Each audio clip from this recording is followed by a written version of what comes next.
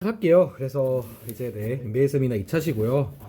2차시 때는 이제부터 조금 본격적인 내용 들어갈 거예요. 그래서 우리 오늘은 STM32 L4S5 VIT6 우리 보드에 들어간 프로세서를 좀 여러 가지 문서들을 까보고 매뉴얼 까보면서 조금 오늘 좀 디테일하게 다뤄보려 해요. 그래서 여러 가지 디테일한 문서들 좀 볼 거고, 그리고 좀 보면서 좀 기저에 있는 뭐 표준이나 이론들, 마프 이론들이 많이 나올 거예요. 배웠던 거 그런 게 많이 나올 거고, 그래서 그게 크게 프로세서에 관련된 문서들이랑 보드에 관련된 문서들을 까볼 거예요. 그래서 좀 사실 분량이 좀 절대적으로 많긴 한데 최대한 조금 안 늘어지게 해볼게요.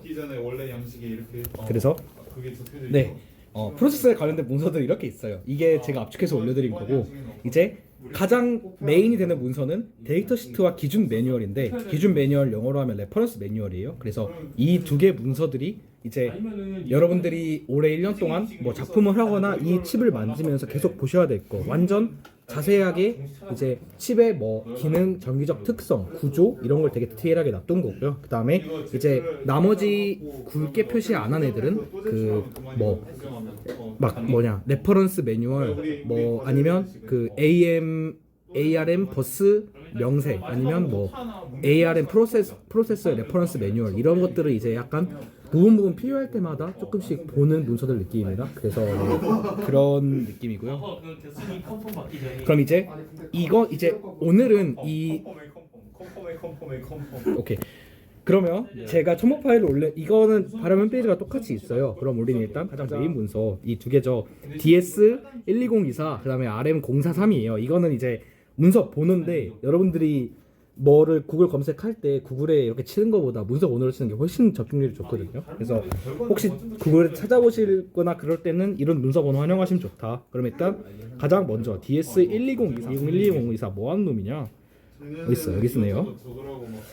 네, 그러면 PDF가 5.6메가면 용량에 대해 큰 건데 몇 페이지일까요? 네, 273페이지인데 우리가 273페이지를 다 볼 건 아니고 이제 조금 키포인트 부분 좀 찍어볼게요.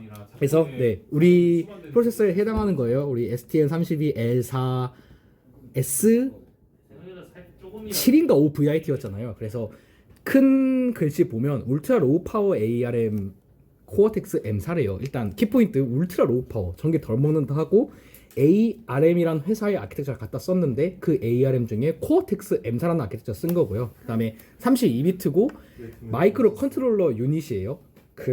이제 크게 두 종류가 있는데 MCU와 MPU로 나뉘거든요. MCU와 MPU의 차이를 아시나요? 예를 뭐 들까? 예를 좀 구체적으로.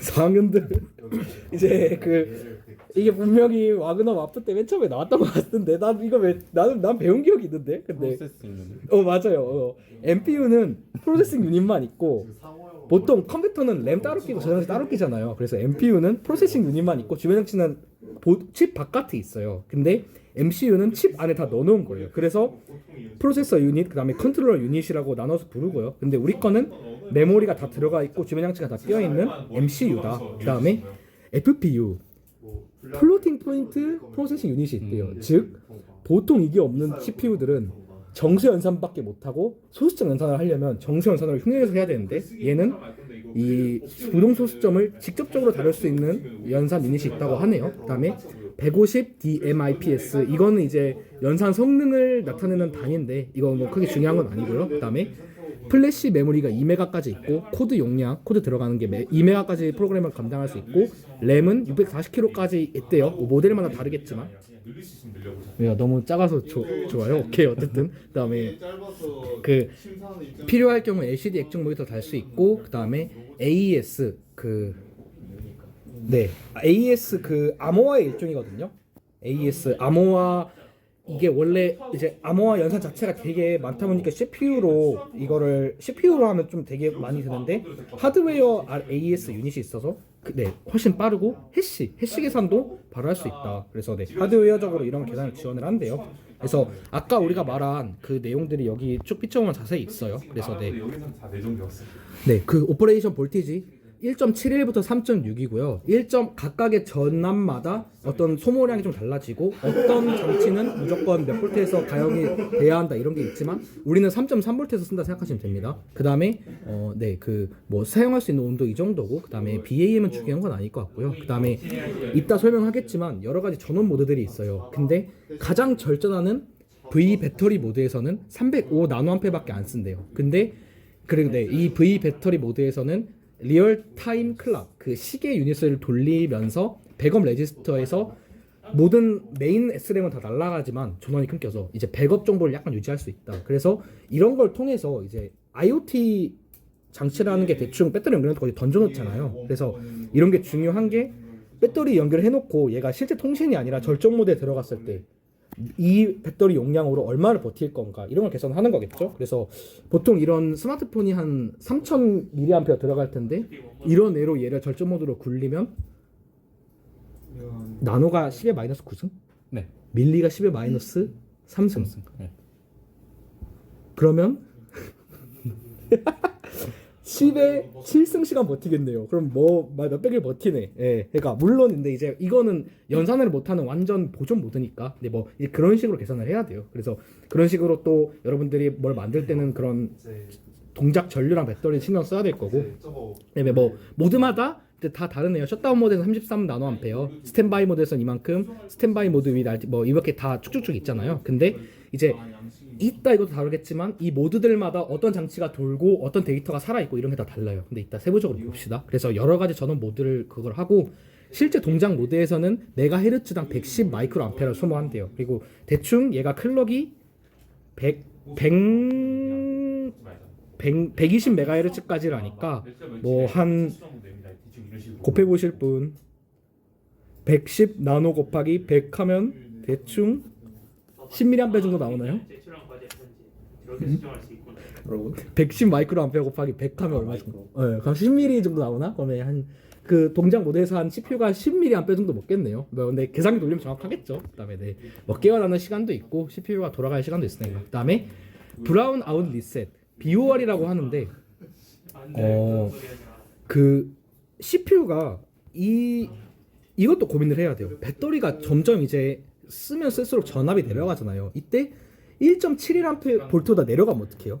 그러면 결국 이 범위 안에 없다는 거는 제조사에서 정상 동작을 보증하지 않는다는 의미고 중요한 데이터들이 있는 메모리도 있고 변수도 있고 통신 모듈도 있는데 정상 동작이 되지 않아서 데이터가 오염이 될 수도 있고 이상한 일이 발생할 수도 있어요. 그러니까 메모리를 손상시킨다던가 데이터가 오염된다던가 이제 그런 걸 미연에 방지하기 위해서 일정 전압 아래서는 리셋이 걸리는 BOR이란 모드도 있고요. 그다음에 인터커넥트 매트릭스는 이제 약간 우리 마프에서 배웠던 버스랑 연관이 되는데 CPU부터 주변 장치들이 여러 가지 버스들로 연결이 돼 있어요. 근데 이 버스들이 어떻게 연결되어 있는지 내부 연결 매트릭스에 대해 이따 한번 볼 거고요. 그다음에 더 내려가 보면 CPU는 이거래요. 네, 아까 말했던 32비트 코텍스 M4 CPU, FPU 있고 뭐 아답티브 리얼타임 엑셀레이터라고 뭐 멋있는 기능이 있다고 하고 뭐냐 이거 제로 웨이트 스테이트 익스큐션 뭐 이거는 뭐 플래시에서 코드를 엄청 빨리 읽어서 뭐 잘 한다는 거겠죠. 막 그런 거 하고 뭐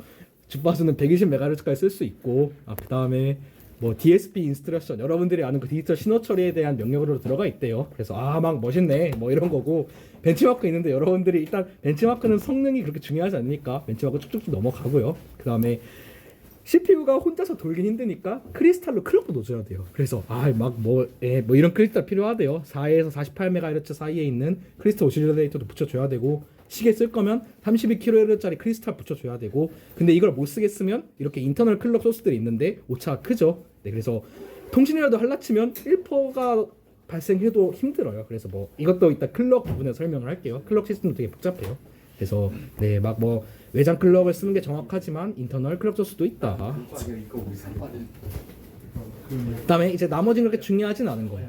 뭐 칩이 이런 패키지 형식으로 구성이 되고 뭐 이런 다리 빠져 있는 거 밑에 달려 있는 거부터 있고요. 그다음에 3PLL이라고 시스템 클럭을 받았을 때 이 클럭을 곱하거나 나눠서 CPU 여러 장치한테 공급해줘요. 이것도 이따 다룰게요. 그다음에 USB 있고 오디오 있고 ADC 있고 들어보셨죠? 아날로그 디지털 컨버터. 그다음에 시계 아까 말한 시계 있고 달력되고 알람 기능도 있대요. 그래서 뭐 정해진 시간이나 날짜 되면 인터럽트 걸어주는 거겠죠? 그런 거 있고 그다음에 업투 24 캡티브 센싱 채널 뭐 이거 아마 이거는 그 터치 센서 말하는 걸 거예요. 근데 뭐 우리한테 그게 중요한 건 아니고 이건 이제 부가 기능들. 이거는 그래픽을 다룰 때 이제 가속을 해주는 약간 그래픽 가속기가 있다는 건데 이제 그래픽 가속기라 치면 예를 들면 모니터에 네모를 그린다 쳤을 때 보통 포문을 이중 포문을 돌면서 XY부터 다다다다닥 하면서 CPU 시간을 다 써서 해야 되는데 얘는 단순하게 뭐 가속기에 야 너 여기부터 여기까지 까만색으로 칠해 하면 알아서 CPU 시간 안 쓰고 띡 칠해주는 그런 가속기 느낌. 진짜 뭐 원시적인 GPU 정도로 볼 수도 있겠네요. 그런 느낌이고 그다음에 타이머가 16개가 있어요. 그래서 12비트 타이머, 32비트 타이머, 뭐 여러 가지 종류 있죠. 타이머도 중요하니까 이따 타이머 섹션에서 다루도록 하고요. 그다음에 그래서 총 136 패스트 I/O가 있고 많은 애들은 3.3V까지밖에 못 쓰는 MCU지만 5V 톨레런스를 갖고 있대요. 그래서 5V를 넣어도 타지 않는다. 그다음에 이건 뭐냐?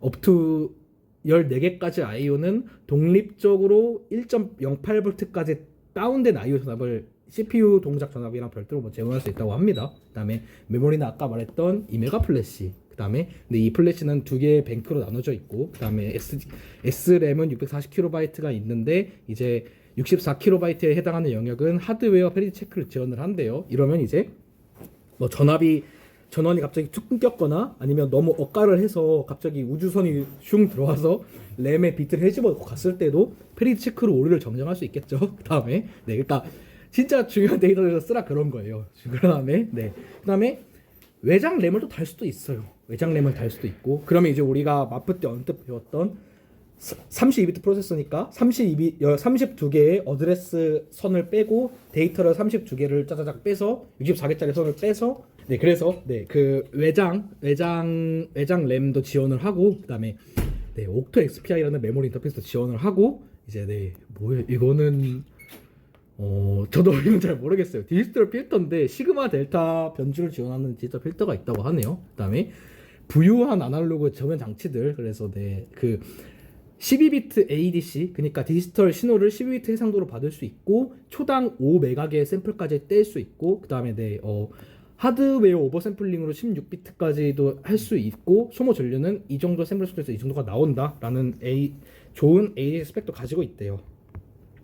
그다음에 ADC의 반대 역할을 하는 DAC도 12비트 해상도로 2개가 있고 그다음에 앰플리파이어도 있고 그다음에 그 정말 저전력으로 아날로그 신호를 비교할 수 있는 뭐가 더 높은지 그런 비교기들도 있고 그다음에 통신 장치로는 USB 2.0 그다음에 사이라고 오디오 그다음에 I2C 그 센서 통신할 때 많이 쓰죠. 그다음에 우리가 시리얼 통신이라고 하는 USART 그다음에 SPI 그다음에 캔 통신 자동차에서 많이 쓰고요. 그다음에 DMA 컨트롤러라고 CPU 시간 없이 다이나믹 메모리 액세스를 하는 컨트롤러가 있는데 얘도 이따 다룰 겁니다. 그다음에 트루 랜덤 넘버 제네레이터예요. 원래는 보통 그 난수를 생성하면 의사 난수 생성기라고 진짜 완전 고른 분포를 보장하진 않거든요. 근데 얘는 진짜 고른 난수 생성할 수 있다고 하네요. 그다음에 CRC 계산 유닛 보통 오류 정정할 때 많이 써요. 이 뭐 몇백 발 파일이 하나 있으면 이걸 던져놓고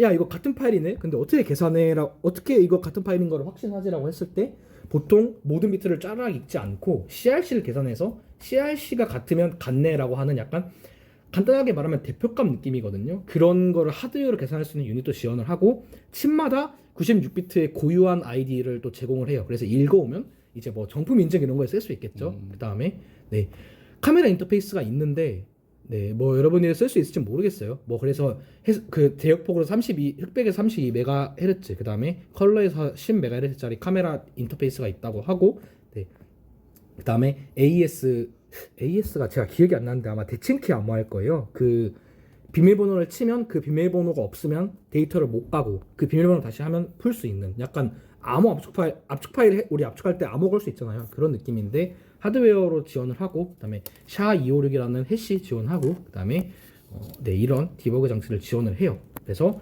되게 많죠. 그래서 일단 뭐 여기 중에 많은 애들은 이제 막 그 여러분들이 필요할 때마다 보면 되는 주변 장치들이고요. 그 다음에 근데 오늘 세미나에서는 약간 이런 코어 같은 조금 마프 지식들이랑 조금 이제 중요한 요소들에 대해 좀 다루려 해요. 그래서 계속 내려갈게요. 아까까지가 완전 서머리였고, 네 이제 그 273페이지인데 이제 보시면 쭉쭉쭉 가서 펑션 오버뷰는 몇 페이지 쭉쭉 가다 보면 43 뭐 이게 다 아까 만든 장치들 이렇게 써놓은 거죠. 그래서 쭉쭉 가서 여기서 끝나고 실질적으로 어떤 소개는 64페이지까지고 이제 메모리 그 막 핀 아웃에 대한 얘기랑 몇 번 핀이 뭐다, 그 다음에 전기적 특성, 얘는 뭐 몇 볼트에서 막 이런 엄청 다양한 전기적인 곡선들, 이런 게 이제 또 100페이지를 먹어요. 근데 우리는 이런 거를 뭐 필요할 때 보면 되게 지금 이걸 우리가 딸딸딸 외울 게 아니니까 중요한 건 아니라 그거죠. 그래서 뭐 이런 애예요. 그래서 273페이지를 다 볼 거 아니니까 빡치지 마시라. 네, 그래서 계속 보겠습니다.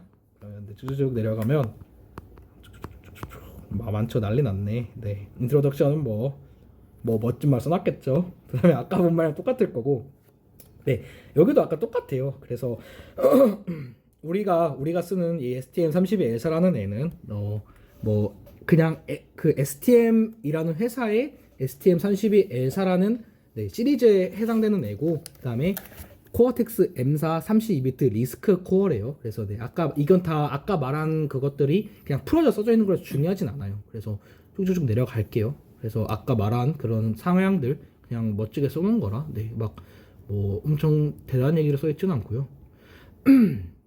그리고 이거는 이제 이게 L4 S5XX 이 XX에 해당하는 여러 모델을 쫙 뽑아놓고 각각의 비교를 해놓은 건데, 우리가 뭐였죠? SOVIT였죠. SOVIT6니까 우리는 SOVI에 해당하는 애를 보면 되겠죠. 그래서 보면 플래시 2메가, 그 다음에 램 640 똑같고 뭐 막 다 비슷해요. 뭐 크게 다르진 않네요. 그래서 각각 이 주변 장치를 이렇게 있고, 근데 얘는 LCD 기능 없고 카메라 못 달고 뭐 그렇네요. 가속기 없고, 네, 막 그래서 근데 여기도 막 그 엄청 그냥 이것도 비교인데, 이거는 이제 사실 뭐 여러분들이 회사 같은 데 가서 이제 뭘 만들 건데 어떤 칩을 선정할 때에 대한 얘기지, 네 지금은 막 뭐 외우거나 그럴 필요 없는 것 같아요. 그럼 이제 블록 다이어그램을 봅시다. 이제 여기서부터 시작이에요, 여러분. 일단 가장 맨 처음부터 보면 기초, 일단 코어텍스 M4 CPU가 가장 먼저겠죠. 그래서 일단 여기가 핵심이에요. 이 보면 이 ARM 코어텍스 M4 120MHz FPU 있다는, 여기가 우리가 말하는 흔히 CPU라고 부르는 부분이에요. 그래서 여기서 모든 연산 과정이 다 일어나고요. 그다음에 뭐 보면 같이 붙어 있는 게 뭐 메모리 프로텍션 유닛, 메모리 보호 장치, 그다음에 네스티드 벡터 인터럽트 컨트롤러 하는 애, 그다음에 나머지 디버그 관리하는 애, 그다음에 세 가지 버스가 빠져요. 데이터 버스, 이것도 맞는지 모르겠다. 이거 일단 D버스, I버스, S버스를 할게요. 이게 정확한 뜻은 이따 우리 레퍼런스 문서 가면 볼 수 있어요. 그래서 세 가지 용도에 따른 버스가 빠져서 ABH 버스 매트릭스 안으로 빠져요. 이 ABH가 뭔지는 또 따로 볼게요. 그 다음에 이 중간을 관통하는 척추 같은 버스가 관통을 하고, 이제 이 버스 양쪽으로 엄청난 장치들이 많이 붙죠. 쫙 해서 우리 아까 말한 장치들부터 해서 DMA 이따 중요하게 다룰 거고요. 그 다음에 뭐 메모리랑 통신하는 장치, 플래시도 이 버스라는 애를 통해서 통신을 하고, 램도 이 버스를 통해서 붙어 있네요. 그리고 ABH 버스 매트릭스에서 또 버스가 또 빠져서 AHB2 버스는 또 120MHz의 버스인데, 또 이런 애들은 뭐 난수 생성기, 암호화, 카메라 인터페이스, USB 막 이런 식으로 딱 엄청 퍼져 있죠. 그리고 또 이 AHB2 버스를 통해서 또 이렇게 또 막 아이오들과 통신을 하고, 또 굵은 그 짙은 그걸로 또 버스가 하나 더 빠져서 또 다양한 장치들이랑 또 버스가 또 막 여러 개 빠지죠. 그래서 타이머니 뭐 막 오디오 인터페이스니 제어기니 뭐 통신 장치들이니 이런 거랑 다 이제 연관이 돼 있고, 네, 그 다음에 그렇게 돼 있는데, 딱 봤을 때 벌써부터 버스가 되게 복잡하잖아요. 그래서 버스가 척추 같은 이 버스가 막 여러 갈래로 뽑아지고 막 장치들이 엄청 많이 갈리는데 어떤 버스가 뭐 연결돼 있고 어떤 버스가 뭐 연결돼 있고 어떻게 연결돼서 통신할 수 있는지 이거를 다루는 게 이따 나올 인터커넥트 버스 매트릭스인데 이거 이따 다룰게요. 어떻게 내부적으로 연결돼 있는지. 그다음에 아까 말했던 파워 제어 장치 있어서 이 전압 들어올 수 있고 그다음에 보호하는 기능 브라운아웃 리셋 있고 막 여러 가지 있고요. 그다음에 그 클럭이 이렇게 들어와서 클럭을 해주는 약간 아날로그 헤러들이 들어가 있고요. 클럭이 있고 그래서 되게 방대한 프로세스예요. 그래서 일단 이 정도고 아마 이 세미나에서 여러분들이 이거를 많은 부분을 한번 써보시지 않을까라 생각을 하고 있습니다. 그럼 이제 펑셔널 오버뷰에서는 이거를 아까 다이어그램에서 봤던 이것들을 조금 풀어놨는데 우리가 다 일일이 교과서 마냥 읽지는 않을 거고 제가 조금 요약해서 볼게요.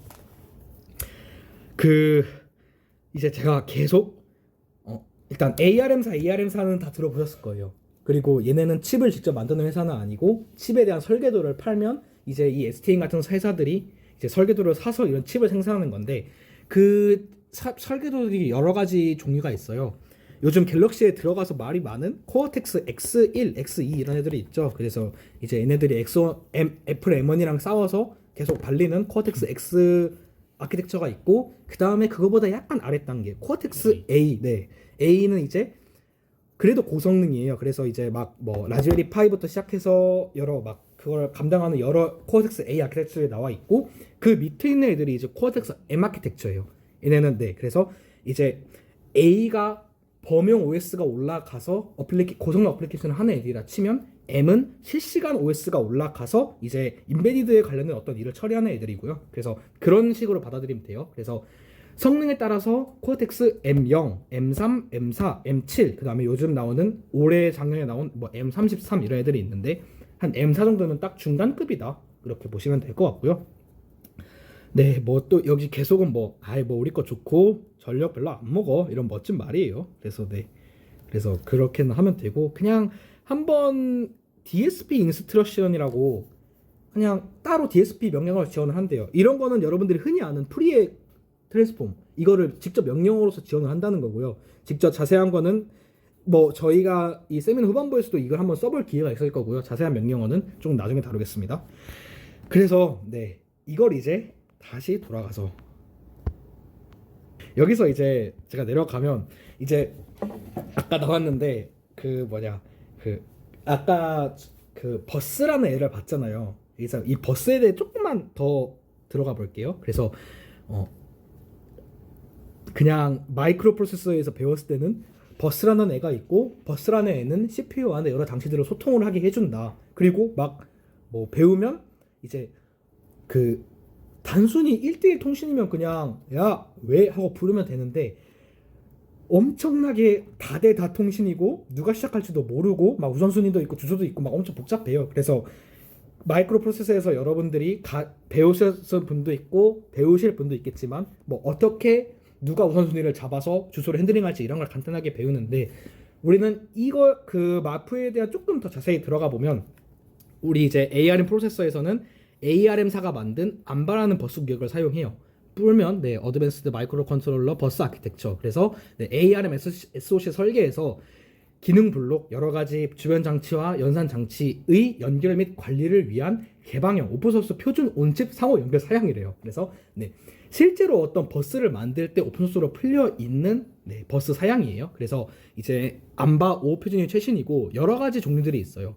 근데 우리는 이거보다 더 좋은 애들도 있고 나쁜 애들도 있는데 우리는 크게 많이 볼 수 있는 AXI, AHB, APB가 각자 빠르거나 아니면 느리거나 전기를 덜 먹거나 하는 가장 유명한 종류 3개를 가져왔는데 AXI는 고주파수 고대역 폭 근데 좋은 데서 쓴대요. 근데 우리 단계에서는 안 쓰고 필요 없습니다. 그 다음에 AHB 어드밴스드 하이 퍼포먼스 버스 이거는 이제 조금 우리 프로세서에서 빨라야 되는 부분에 있었어요. 보시면 얘네 둘이가 HHB, AHB1이었는데 CPU와 직접 통신을 하면서 CPU에서 플래시를 있고 램, SRAM 액세스하는 등 되게 빠른 그게 필요한 것들이 있죠. 그러면 최소한 얘네들은 CPU가 120MHz 했을 때 얘네도 최소한 CPU랑 동일한 주파수를 가져가 줘야 이제 명령을 실행함에 있어서 병목 현상이 발생을 안 하고 바로바로 실행하고 저장하고가 될 거예요. 그래서 얘네들은 그나마 빠른 애들이다. AHB. 그 다음에 밑에 보면 조금 이제 네 그 밑에 주변 장치들에게 딸려 있는 애들이 APB 버스들인데요. APB 버스는 벌써부터 달라요. 얘는 하이 퍼포먼스인데 얘는 어드밴스드 퍼리피럴 버스예요. 그러니까 그 작고 전기 안 먹고 낮은 대역폭을 위한 버스들이에요. 그래서 네 그 이렇게 나눠지고 여기서 AHB만 잠시만 좀 찍먹을 해보면 네그 ARM사에서 만든 암바 AHB에 대한 명세 문서가 있습니다. IHI 0033C잖아요. 이제 여러분들이 마프에서 배웠던 거에 조금 더 구체적인 실현체를 구현체를 볼 수 있습니다. 이것도 104페이지나 되네요. 참 이런 거 만든 사람 대단합니다. 근데 네 우리들도 잠시 이거를 우리가 이해하는데 너무 어려우니까 그냥 특징만 대충 보면요.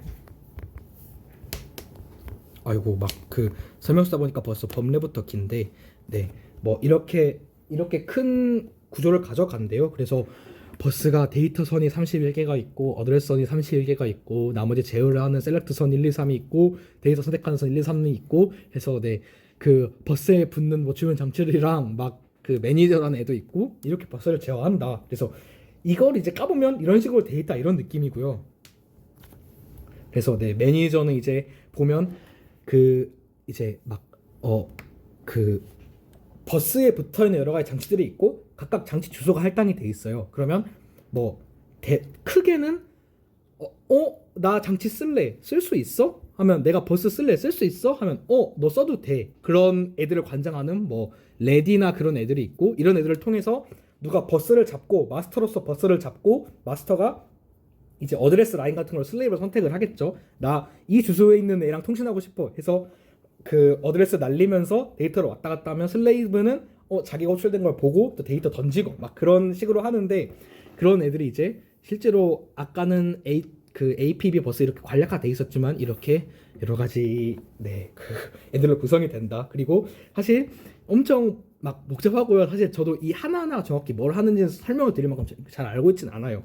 그래서 일단 근데 이런 식으로 구성이 된다라고 한번 잘 알고 있으면 될 거고요. 그 다음에 그 여기 이 매뉴얼에 자세히 다루고 있는 거는 실제로 리드라이트가 어떻게 일어나는지 그 다음에 뭐 아까 말한 그 선들이 다 설명이 돼 있네요. 그래서 주소 그 다음에 막 뭐 이렇게 돼 있는데 우리가 이걸 다 읽고 가진 않겠습니다. 혹시 내가 버스에 대해 좀 더 연구하고 싶다라고 보는 분들은 하시면 되는데 일단 우리가 이 차시 말고 버스에 대해 이렇게 깊게 다룰 일은 없습니다. 이건 이제 진짜 칩 설계를 하시거나 아니면 SOC에 관심이 있거나 이런 분들이 좀 하시면 되는 거지 인베디드 프로그래밍 수준에서는 버스를 직접 이렇게 깊게 다룰 필요는 없어요.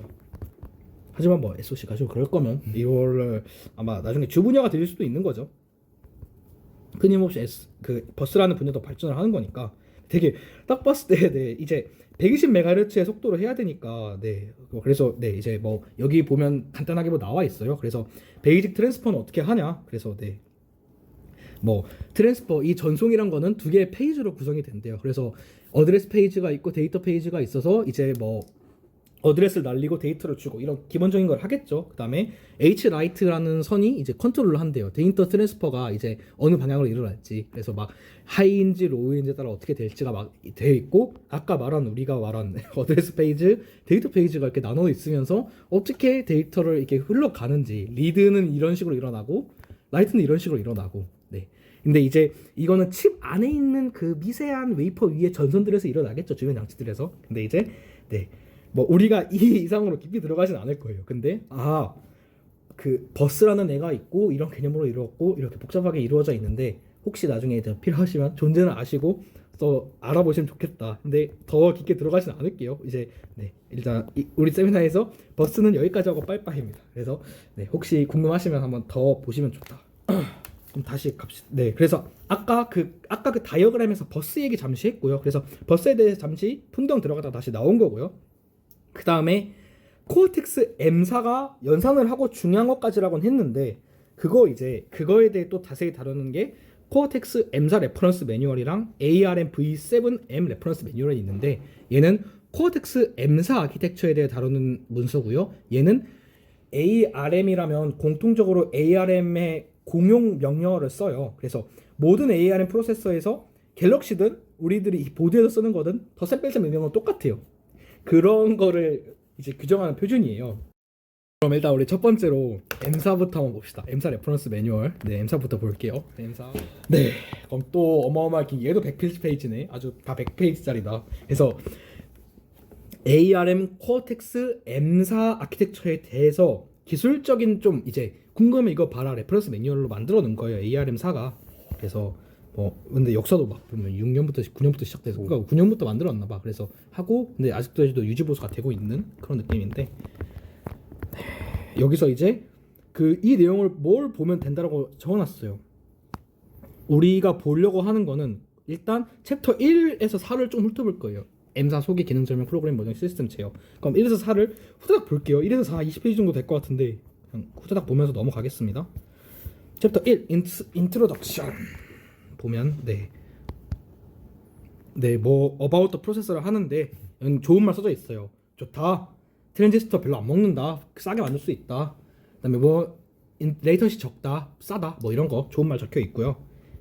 그러니까 그리고 이런 걸 적어놓는 이유는 이런 걸 보는 사람들은 대부분 이걸 받아서 그 직접 칩을 아마 그리는 그런 설계자들일 거예요. 그래서 이거를 보통 개발자가 잘 보지는 않고 칩 만드는 사람들이 자주 보는 건데 그래서 M사 프로세서의 기능들이라고 있는 거 보니까 일단 뭐 당연히 프로세서 코어는 있겠죠. 그 다음에 ARM에서 많이 등장하는 게 네스티드 벡터드 인터럽트 컨트롤러, 앞으로 NVIC라고 할 건데 인터럽트를 제어해주는 제어기가 약간 이렇게 별도 이름을 붙여 있고 조금 많은 기능을 가지고 있어요. 그래서 인터럽트를 이제 CPU에게 신호를 보내기 전에 얘가 뭔가 한번 처리를 해주고 우리는 얘를 좀 건드려서 인터럽트들의 뭐 우선순위나 이런 걸 정할 건데 이건 조금 이따 다루겠습니다. 그 다음에 이런 게 있다. NVIC라고 나오면 인터럽트 컨트롤러라고 알아두시면 돼요. 그 다음에 아까 말한 멀티플 하이 퍼포먼스 버스 인터페이스 뭐 아까 말한 그런 버스를 잘 썼다 그거겠죠. 그 다음에 그 디버깅을 쉽게 할 수 있대요. 이것도 뭐 그냥 그런갑다. 그 다음에 옵셔널이긴 한데 메모리 프로텍션 유닛이라는 게 있고 이런 걸 자주 써요. NPU가 뭐가 좋냐면 허용되지 않는 메모리 접근을 막아줘요. 예를 들어서 이 태스크는 무조건 이 메모리 범위만 써라. 넘어가면 뭔가 예외가 터져요. 그래서 왜 이런 걸 쓰냐면 예를 들어서 막 여러분들이 막 뭐 인베디드로 키보드를 연결해 놓고 아무 사용자 키보드 입력을 받는 걸 만들었어요. 그래서 근데 그 입력을 받는 배열을 문자열 100바이트짜리로 잡아놨네 배열을. 근데 사용자가 100자 넘게 입력하면 어떻게 되죠? 일단 배열은 터질 거고 포인터에서 계속 플러스 하면서 하기 때문에 그 배열 뒤에 메모리를 계속 읽어 나갈 텐데 이제 그렇게 되면 그 배열 뒤에 메모리 공간이 아무것도 없는 거면 좋아. 근데 뭐 중요한 변수들까지 다 와버렸어요. 그럼 우리 그냥 사용자가 키보드로 중요한 변수들을 막 조정할 수 있는 거잖아요. 이제 그런 게 심해지면 이미 코드 실행 공격이라고 되게 큰 취약점이에요. 시스템을 좌지우지할 수 있는 거예요. 그래서 그런 사용자 입력 같은 거를 근데 얘가 있으면 딱 방지가 되겠죠. 야 너 실행자가 이거고 너 권한 없는데 왜 이 영역 액세스해? 그럼 바로 실행 중단하고 얘 왜 팍 터트려 버려요. 그런 보안 장치다. 그다음에 옵셔널로 부동 소시점 유닛도 있대요. 그래서 그렇고 쭉쭉 내려가 봅시다. 그다음에 익스터널 인터페이스 외부 인터페이스로 뭐 디버그 메모리 이런 포트들 있다. 그다음에 이거는 이제 이제 설계할 때 이런 여러 가지 옵션들을 할 수 있다. 그래서 뭐 코어뿐만 아니라 뭐 여러 가지 아까 말한 여러 가지 장치들을 이제 당신들이 조금 옵션을 가지고 설계를 할 수 있다. 그런 거고요.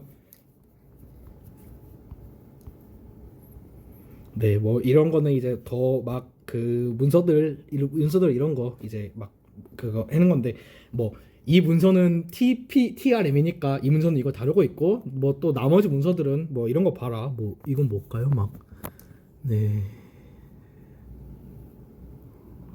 막 뭐 이런 건 막 진짜 칩 설계하는 사람들이 보면 좋을 것 같아요. 뭐 SOC 가실 분들.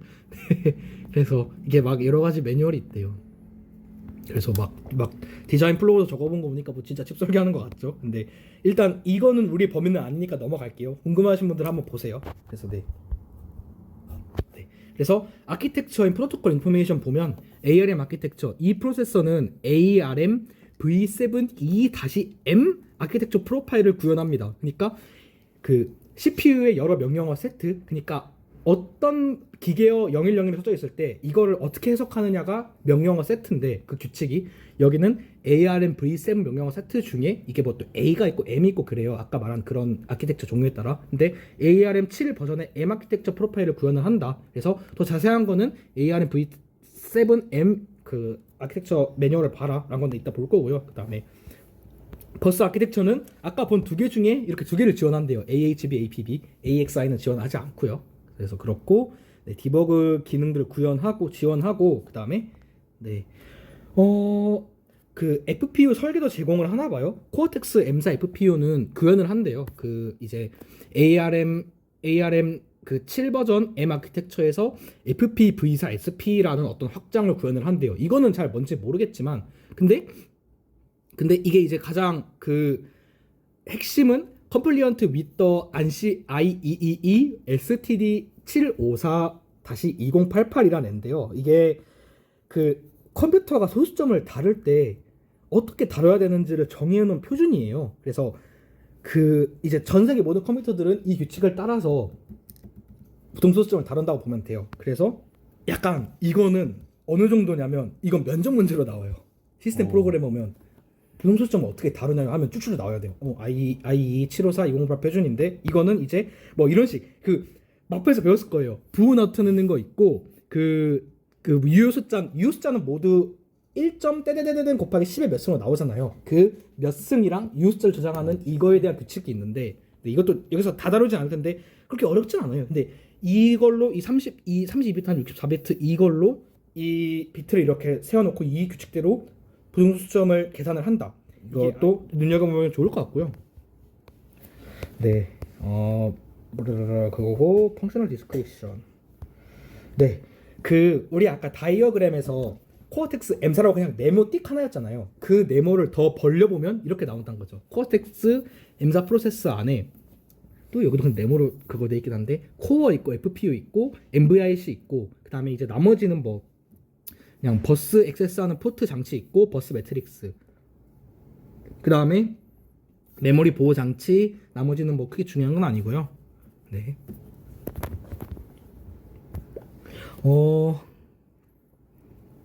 이게 아까 이게 이건 것 같아요. 버스 매트릭스에서 I코드, D코드 시스템이 나오잖아요. 이게 ID에 쓴 것 같아요. 그래서 I코드가 인스트럭션에 관련된 코드고 D코드가 그걸 거고 시스템 근데 뭔 데이터가 정확히 왔다 갔다 하는지 좀 봐야겠네요. 어쨌든 인스트럭션 인터페이스, 데이터 인터페이스, 시스템 인터페이스예요. 그리고 네 그렇습니다. 오 마이 갓 뭐 이런 네 이거는 그냥 막 이거는 이제 조금 더 내려간 그건데 이제 막 네 뭐 스텝 포인트. 네 뭐 맞아 바로 스텝 포인트가 보이죠. 근데 네 뭐 그 싸고 쉽고 아까 말한 이거 아키텍처 따르고 스택 포인트인데 스택 포인터가 여러 개가 존재를 하나 봐요. 뱅크드. 그래서 네 그 플래시 메모리도 뱅크드라고 하면 2메가짜리를 구역 1, 1메가, 구역 2, 1메가 나눠놓는 느낌이거든요. 그래서 각각마다 조금 그거를 다르게 하는데 그런 애로 스택 포인트 여러 개를 좀 가능하게 했나 봐요. 그 다음에 네 뭐 이제 조금 더 자세한 내용으로 그 원래 정수 나눗셈 연산이 뭐가 저도 이게 정확히 설명까지는 못 드리겠는데 되게 이게 막 복잡한데 얘는 하드웨어로 지원하는 명령어가 바로 있나 봐요. sdiv랑 udiv라는 이 어셈블리 명령으로 바로 할 수 있고 핸들러랑 스레드 모드라는 실행 모드가 존재를 하고 그다음에 네. 막 인터럽트에 관련된 이런 막 어셈블리 명령어도 지원을 하고 그다음에 뭐 네 그 막 뭐 이건 기능은 좋은 기능인데 우리는 중요하진 않을 것 같고 네 이 나머지도 그렇게 중요하진 않은 것 같고 네 아까랑 그냥 얘도 그냥 IE 표준을 따르는 32비트 단정 밀도랑 뭐 그런 거를 네 그런 거를 지원하는 FPU가 있다 그런 애들인 것 같고요. 그다음에 네 MVIC에 대한 설명도 있는데 네 그 외부 인터럽트를 1부터 240까지 240개를 이제 그거를 핸들링을 할 수 있고 그러니까 인터럽트를 이만큼 받을 수 있다 그 말이겠죠. 그다음에 뭐 네 그 3 to 8까지 인터럽트의 우선순위를 정할 수도 있는 거죠. 그래서 우선순위가 높은 동시에 들어왔을 때 우선순위가 높은 애를 먼저 처리해주고 그 인터럽트 잡고 다 끝나면 다시 돌아가고 아, 근데 혹시 이제 뭐야 인터럽트가 뭐야라고, 그러니까 인터럽트 처음 들어보시는 분들은 이게 일단 이렇게 명령어 다르고 이걸 인터럽트 직접 쓸 때 또 한번 다룰 거예요. 그래서 일단 인터럽트라는 뭔가 중요한 게 있나 보구나라고만 일단 이해를 해두세요. 그다음에 네. 그래서 막 뭐 그룹핑부터 시작해서 막 뭐 우선순위를 막 바꿀 수 있고 막 여러 가지 고급 인터럽트 기능을 지원을 한다고 합니다. 그다음에 네 MPU도 아까 말한데 뭐 A 8개 메모리 쪽에서 막 뭐 좋은 걸 지원을 하나 봐요. 그다음에 버스 인터페이스도 네 AHB, 라이트, 아이코드, 디코드 시스템 뭐 이렇게 나눠져 있고 APB 지원하고 막 뭐 있고 뭐 나머지는 디버그가 쉽다 이런 느낌이고요. 챕터 이제 네 2인데 네 이거는 이제 약간 그 아까 안바 표준이랑 좀 동맹한 그러니까 약간 그 비슷한 건데 안바 표준을 대충 봤으니까 이거를 굳이 다 보진 않을게요. 막 이거 이제 이거는 진짜 그 안바 표준 안에서의 얘기를 하는 건데 중요하진 않으니까 넘어갈게요. 그다음에 이걸 봅시다. 아이코드 메모리 인터페이스는 그냥 진짜 그냥 명령어를 가져오는 것 같아요. 인스트럭션 패치를 해서 그 이 주소부터 이 주소까지 해서 명령어는 이제 얘를 통해서 그 가져오는 것 같고 디코드는 이제 코드 그 뭐냐 이 데이터의 이 영역에 대해서 데이터를 이렇게 가져오는 코드 같고 일단 뭐 중요한 거는 그 명령어랑 데이터 그게 분리돼 있다 그런 느낌이겠죠? 근데 시스템은 뭘까요? 이제 시스템이 먼저 봅시다.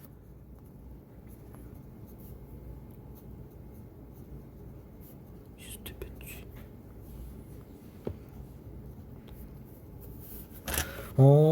그 시스템 버스 인터페이스는 컨트롤 로직이랑 언얼라인드 액세스, 그다음에 FPB 리맵 액세스, 비트밴드 액세스, 파이프라인 인스트럭션 패치스를 지원을 한대요. 근데 이런 언얼라인드 FPB 이런 것 비트밴드는 되게 특수한 상황에서 쓰는 액세스고 뭐 여러분들이 또 눈여겨 보실 거는 파이프라인 인스트럭션 패치를 위해서 아이코드로 파이프라인 인스트럭션을 가져오는 게 아니고 또 별도의 하나를 더 빼서 파이프라인을 더 효율적으로 돌아갈 수 있게 하나 봐요. 그리고 마플을 배우신 분들이랑 파이프라인 대충 어떻게 돌아가는지 느낌은 있잖아요. 근데 네, 이런 걸 파이프라인을 가져오는 거에 대한 여러 가지 그게 있나 봐요. 중요한 건 아닙니다. 이것도 사실 이것도 내 치움 레벨이어서 근데 네, 파이프라인은 명령어를 여러 개를 한 번에 올려놓고 하는 건데 여기서 설명하기 너무 긴 것 같아요. 나중에 기회가 있으면 한번 설명을 하겠습니다. 그래서 이런 다른 것들은 너무 이제 조금 전문적이죠. 그래서 쭉쭉쭉쭉 내려가고 프로그래밍 모델도 이제 얘는 뭘 다루지 하고 보면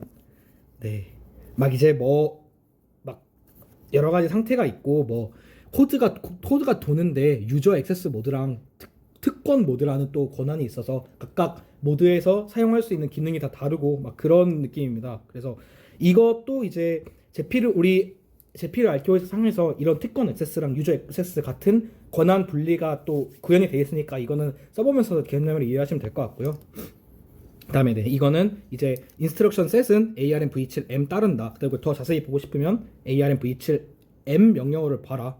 근데 네 막 보면 뭐 막 그 우리 그 막 낯익은 용어들 있죠. 갑자기 마프가 떠오르는 뭐 심플 레지스터 스페시필러 뭐 레지스터 그거 라이크 좀 이런 거 쓰고 이메디에이트 밸류 그러면 마프 반갑다 이런 생각이 들 텐데 네 그러니까 뭐 근데 뭐 그냥 ARM 명령어의 형식이 뭐 이렇다 이런 느낌이에요. 그래서 네 이것도 막 이렇게 실제로 까봤을 때 이렇게 나눠져요. 뭐 그 무브 메모리 이동 덧셈 그다음에 뺄셈 곱셈 나눗셈 세츄에이트 포화 명령어인가 봐요. 이 값 못 넘어가게 딱 맥스 값 찍었으면 맥스로 반환하게 그다음에 컴페어 뭐 분기할 때 쓰겠죠. 그다음에 조건 엔드 오와 막 뭐라 그다음에 시프트 L시프트 R시프트 그다음에 수학적 시프트 그다음에 로테이트 다 나직네요. 막 마건호 교수님 그다음에 카운트 그다음에 로드 뭐 읽어오겠죠. 이거 막 그럴 거예요. 매우 적재하는 거. 그다음에 근데 엄청 많죠. 막 로드도 엄청 다양하게 구현이 돼 있어요. 실제로는 스토어 네 그거 다시 저장한 거 아직 있죠. 푸시 팝 이제 세마포어는 우리가 이제 그 막 어떤 동결할 때 쓰는 건데 이것도 실제로 사용할 때 보겠습니다. 근데 그냥 짚고 넘어가실 거는 세마포어를 위한 하드웨어 명령어가 있다. 그 다음에 분기 if문에 해당하는 분기 기계어 그 다음에 네 이거는 이제 ARM 어떤 내부 상태를 변화하기 위한 거. 그 다음에 뭐 익스텐드, 비트필드, 리버스 이런 거는 이제 조금 특수한 계산이겠죠. 힌트, 베리어 막 이런 거. 네. 그다음에 DSP 인스트럭션 아까 나왔던 건데 DSP 인스트럭션은 뭘 하느냐 보면 네. 이제 곱셈인데 곱셈이 되게 신기하네요. 그래서 막 이게 이제 무슨 뜻을 가진 건지 모르겠어요. 32비트 곱셈인데 라운디드 뭐 올림된 32비트 모스트 시그니피컨트 비트 어큐뮬레이터 뭐 이렇게 써져 있는데 정확히 뭘 하는지 찾아봐야 될 것 같습니다. 근데 네 어떤 그거겠죠. 그래서 좀 특수한 덧셈 뺄셈 삭셈 연산이 구현이 돼 있는 것 같고 네 그 비슷하게 약간 그 수학 연산들이 특수하게 구현이 돼 있는 것 같고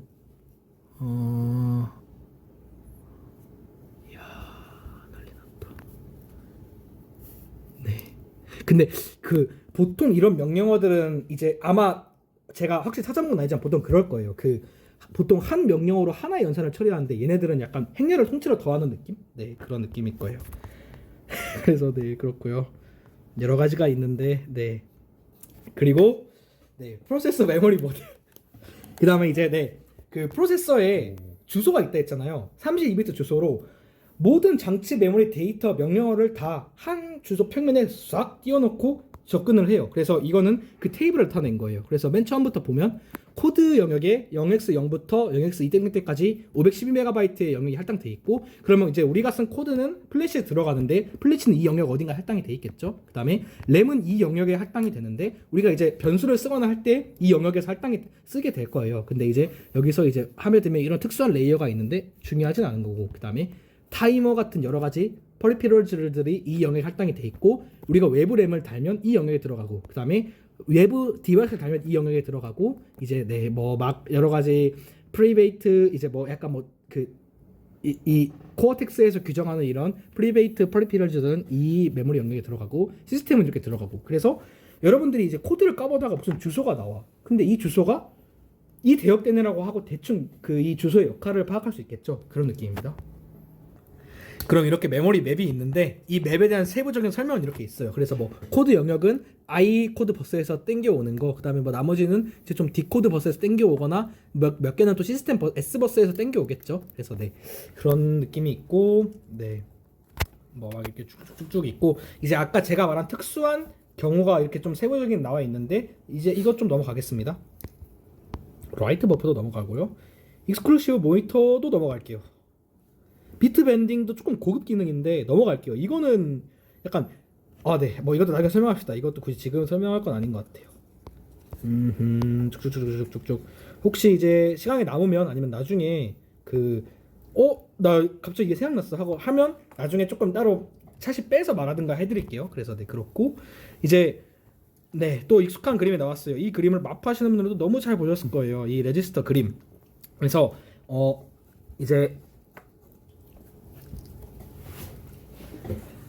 느린 메모리가 있고 빠른 램이 있고요. 그 다음에 CPU 안에 레지스터가 있어요. 그래서 기본적인 연산은 다 이 레지스터라는 32비트짜리 메모리에서 일어나거든요.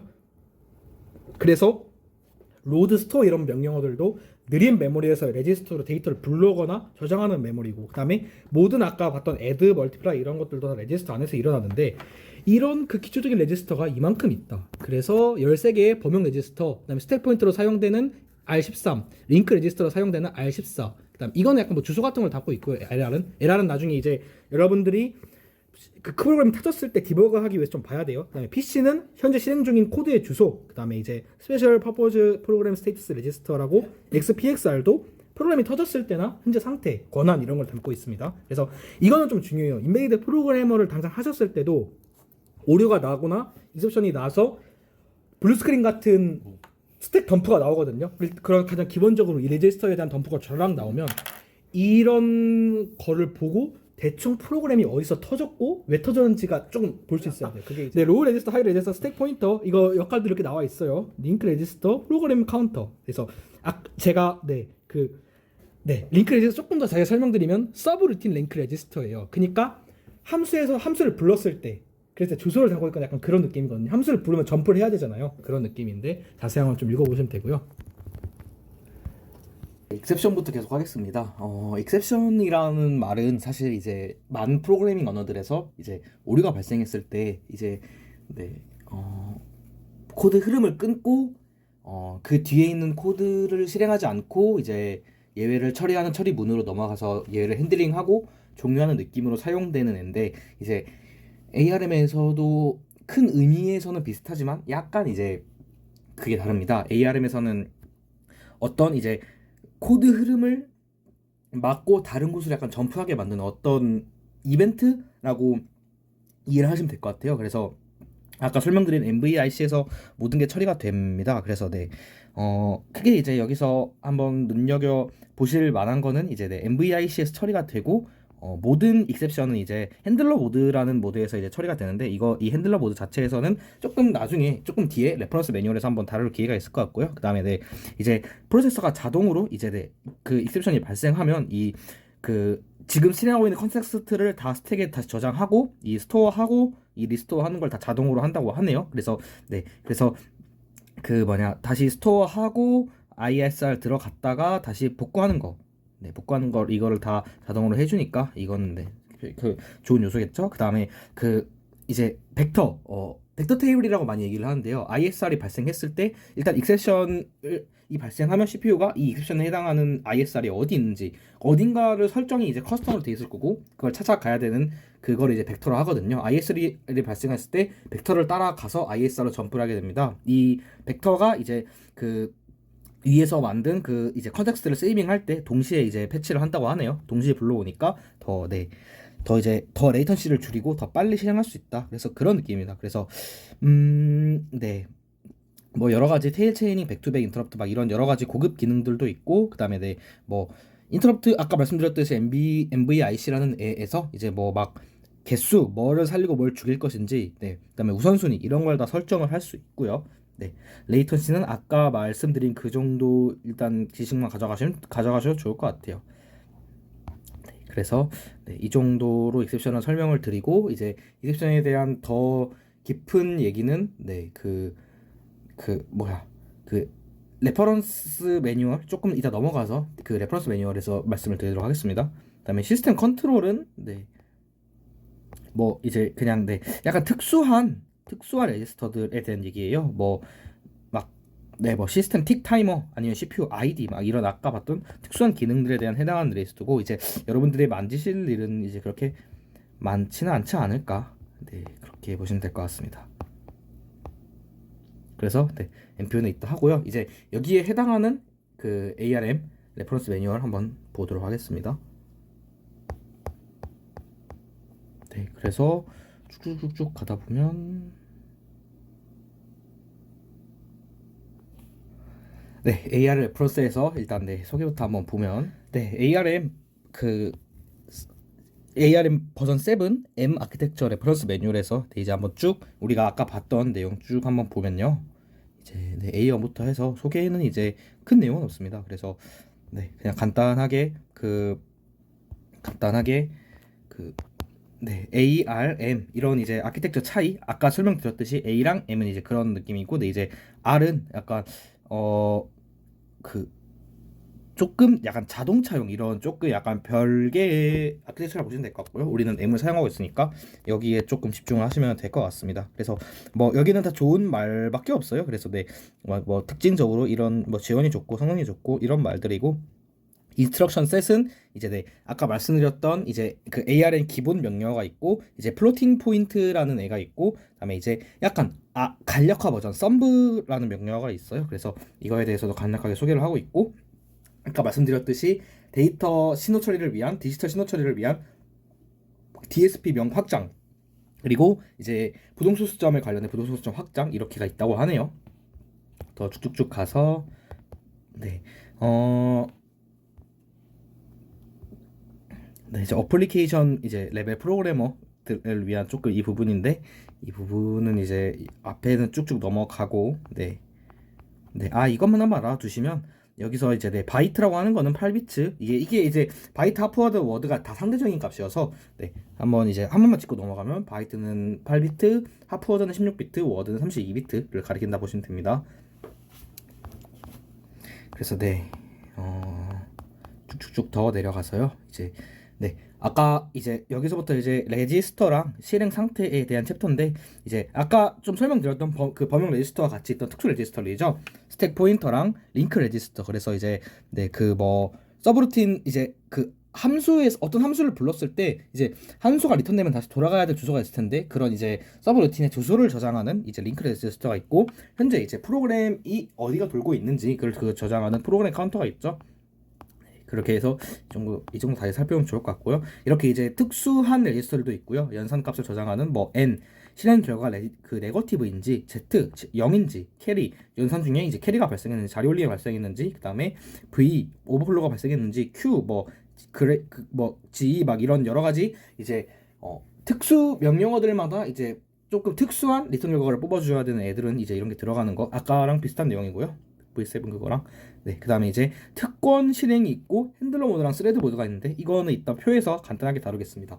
그다음에 예외가 이제 조금 네 이게 더 이제 아까 말했던 예외 이게 또 중요한데요.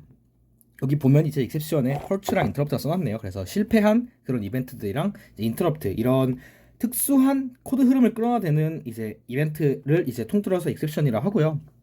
그래서 네 뭐 이제 챕터로 두 가지가 나눠져 있어요. 그래서 여기는 일단 두 가지가 아니고 네 여기는 이제 시스템 릴레이티드 이벤트라고 써놨죠. 그래서 이제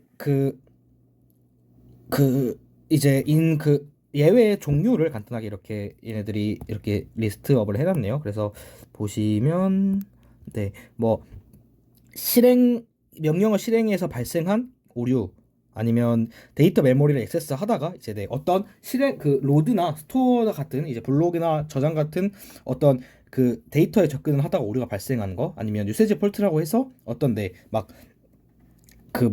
나누기 영어를 했다던가 잘못된 어떤 연산을 시켰다던가 아니면 이상한 명령을 로드를 했다던가 그런 거 아니면 중단자 설정 같은 디버그 이벤트 이런 데서 이제 그 예외가 발생을 하고요. 이제 뭐 아니면 시스템 타이머가 발생시키는 이벤트 이제 타이머라는 일정 시간마다 이제 인터럽트를 발생시키는 데라고 보시면 됩니다. 그래서 뭐 아니면 EXTI라고 외부 신호 버튼 같은 신호에서 발생하는 그 인스트럭션 인터럽트 이런 느낌인 거죠. 그래서 그런 애들을 이제 그거 하고 이제 조금 더 자세한 분류는 정확한 분류는 조금 뒤챕터 가서 볼게요. 쭉쭉 가보시면 FPU는 이제 엄청 복잡하게 더 깊게 다루진 않겠습니다. 그래서 어떤 얘도 얘만의 레지스터가 있고 얘만의 이제 그 명령어나 방법이 있다. 그래서 뭔가 수학적인 면모는 비슷해 보이는데 훨씬 조금 더 복잡해 보이죠. 그래서 FPU가 이렇게 내장이 돼 있고 더 내려가서 이제 그러면 아까 약간 모드 특권 이런 게 나왔는데 이걸 좀 더 간단히 얘기를 살펴보러 갈게요. 일단 여기 보면 B131 챕터에 모드, 특권, 그리고 스택 얘기가 있는데 일단 모드는 간단하게 모드부터 보시면 그 스레드 모드랑 핸들러 모드가 있대요. 그래서 그 그러니까 프로세서가 시작이 되면 리셋이 되게 되면 이제 이 상태로 들어오고 이제 그 딱히 그 예외가 발생하지 않으면 이 모드로 쭉 가는 거죠. 그러다가 익셉션이 발생하게 되면 이제 핸들러 모드로 진입을 하게 되고요. 그리고 핸들러 모드에서 이제 그 예외에 대한 결과를 반드시 이제 만들어야 된다라고 돼 있네요. 그래서 약간 어떤 특정 그 익셉션을 핸들하기 위해서 핸들러 모드가 존재하는 느낌이고 특권은 어떤 이제 우리는 MPU 같은 그런 거나 이제 특정한 메모리 접근이나 그런 거를 이제 좀 더 범위를 나누기 위한 모드가 이제 특권 모드입니다. 그래서 이제 특권이 있다 없다 이렇게 말을 할 것 같고요. 이거의 차이는 조금 이제 그 밑에서 보도록 하고 스택 포인터도 아까 말씀드렸듯이 뱅크드 SP라고 해서 스택 포인터가 두 개로 나눠져 있다고 했어요. 그래서 그런 부분이 있고요. 그래서 이 표에서 좀 간단하게 되는데 아까 익셉션 핸들링 할 때는 핸들러 모드고 이제 특권 모드라고 했죠. 스택 포인트 그냥 메인을 쓴다고 하네요. 근데 이제 여기서는 둘 다 스레드 모드니까 여기가 이제 일상 실행하는 걸 거고 이제 비특권 모드에서는 비특권 이제 프로세서를 실행을 하는 거고요. 그 다음에 특권 모드에서는 특권 프로세서를 실행을 하는 겁니다. 그래서 보통 신뢰할 수 있는 시스템 루틴 커널 같은 애들이 여기서 돌고 사용자의 약간 신뢰할 수 없는 사용자 인풋을 받거나 그러는 좀 저신뢰되는 로직들이 이런 비특권 모드에서 돌게 됩니다. 그래서 이런 느낌을 가져가시고 나중에 특권, 비특권, 핸들러, 스레드 모드가 나오게 되면 이걸 조금 떠올려주시면 좋을 것 같네요. 그 다음에 그다음에 이제 예외 모델을 잠시 한번 짚어보고 넘어가보고 갈게요. 네, 그래서 이제 엄청 많은 내용이 있는 ARMV 버전 7 M 아키텍처의 예외 모델입니다. 그래서 조금 이제 그 이렇게 오버뷰에 쉽게 이제 네, 정리가 돼 있는데, 첫 번째로 리셋. 네, 여러 가지 종류의 리셋에 의해서 발생하는 이제 그 이셉션이 있고, MMI 논 마스커블 인터럽트 줄임말이에요. 보통의 인터럽트들은 우리가 마스크 MVIC의 마스크 명령을 내려서 얘는 무시하고 가겠다, 약간 이런 게 가능한데, 얘네들은 이렇게 마스크 할 수 없는 엄청 이제 가장 윗순위를 가지고 있는 중요한 이제 네 인터럽트라 그거죠. 그래서 네, 그 엄청 중요한 시스템 인터럽트를 이제 NMI라고 하고요. 그다음에 허드 폴트는 딱 봐도 심각한 그거죠. 그래서 여러분들이 이제 프로그램을 잘못 짜면 만나실 수 있는데, 이제 복구가 불가능한 시스템 오류가 발생했을 때 이 인터럽트가 불리게 되고, 이제 이 인터럽트가 불리게 되면 여러분들은 핸들러나 어디서 이제 이 예외 레지스터를 보고 어디가 고장 났는지를 찾아서 고쳐야겠죠. 그다음에 맨 매니지는 그냥 그 MPU 관련해서 그 어떤 규칙 위반을 했을 때, 이 보호된 영역인데 보호되지 않은 놈이 들어가려 했다던가 그런 규칙을 위반했을 때 이게 발생을 하게 되고요. 버스 폴트는 이제 유효하지 않은 주소 이런 거에 그거 액세스를 하는 것 같은 이제 정의된 좀 이제 관련된 오류에서 이제 버스 폴트가 발생을 하고, 유세지 폴트는 조금 이제 막 엄청 중요하지도 않고 메모리에 관련되지 않은 어떤 실행상의 이제 예외에서 나오는 거죠. 그래서 뭐 막 실행 정의되지 않은 그거를 명령어를 넣었다던가, 막 이제 뭐 뭔가 핸들링이 잘못됐다거나 스테이트가 잘못됐다거나, 아니면 뭐 수학 오류 같은 거 있죠. 막 그 0으로 나왔다거나 그런 걸 이제 그런 사용상의 오류를 이제 나타내는 게 유세지 폴트가 되겠고, 뭐 이제 나머지 디버그 명령에 관한 그런 게 있겠고, 이제 그 SV 콜이라고 약간 이거 특별한 경우에 만들어지는 슈퍼바이저 콜이라고 일단 그런 얘도 있는데, 얘는 나중에 필요할 때 찾아보는 걸로 하고요. 그 다음에 그 우리가 흔히 아는 인터럽트, 뭐 어떤 외부 장치, 외부 주변 기기에서 만드는 인터럽트나 외부 버튼 막 이런 인터럽트에서 나오는 게 이제 인터럽트 이까지 해서 이렇게 해서 인터럽트의 종류가 구성되어 있다고 보시면 됩니다. 그리고 대충 봤을 때 아까 익셉션 넘버에 대한 얘기가 나왔는데, 이렇게 익셉션마다 이제 그 번호가 붙어 있고요. 그래서 200 몇십 개의 그거를 컨트롤할 수 있다라고 돼 있었죠. 그다음에 베터 테이블, 아까 했던 이제 ISR의 주소를 보고 찾아 들어가는. 그다음에 뭐 나머지는 이제 막 엄청 크게 중요한 것 같지는 않아서 여기는 이제 막 굳이 보고 가지는 않겠습니다. 이거는 이제 뭐 MVIC에 관련된 어떤 뭐 우선순위 이런 거를 조금 정하는 레지스터가 되겠고요. 네, 뭐 근데 뭐 일단 이 부분은 다 넘어가도록 하겠습니다. 그래서 다시 레퍼런스를 일단 지금은 여기까지 보고 다시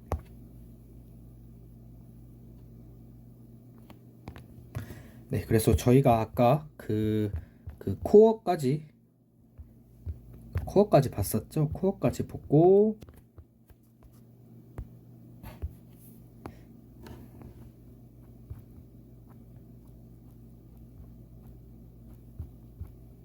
네, 코어텍스 M4 코어를 좀 보고 왔으니까 이제 또 쭉쭉 내려가서 나머지 부분들도 보도록 하겠습니다.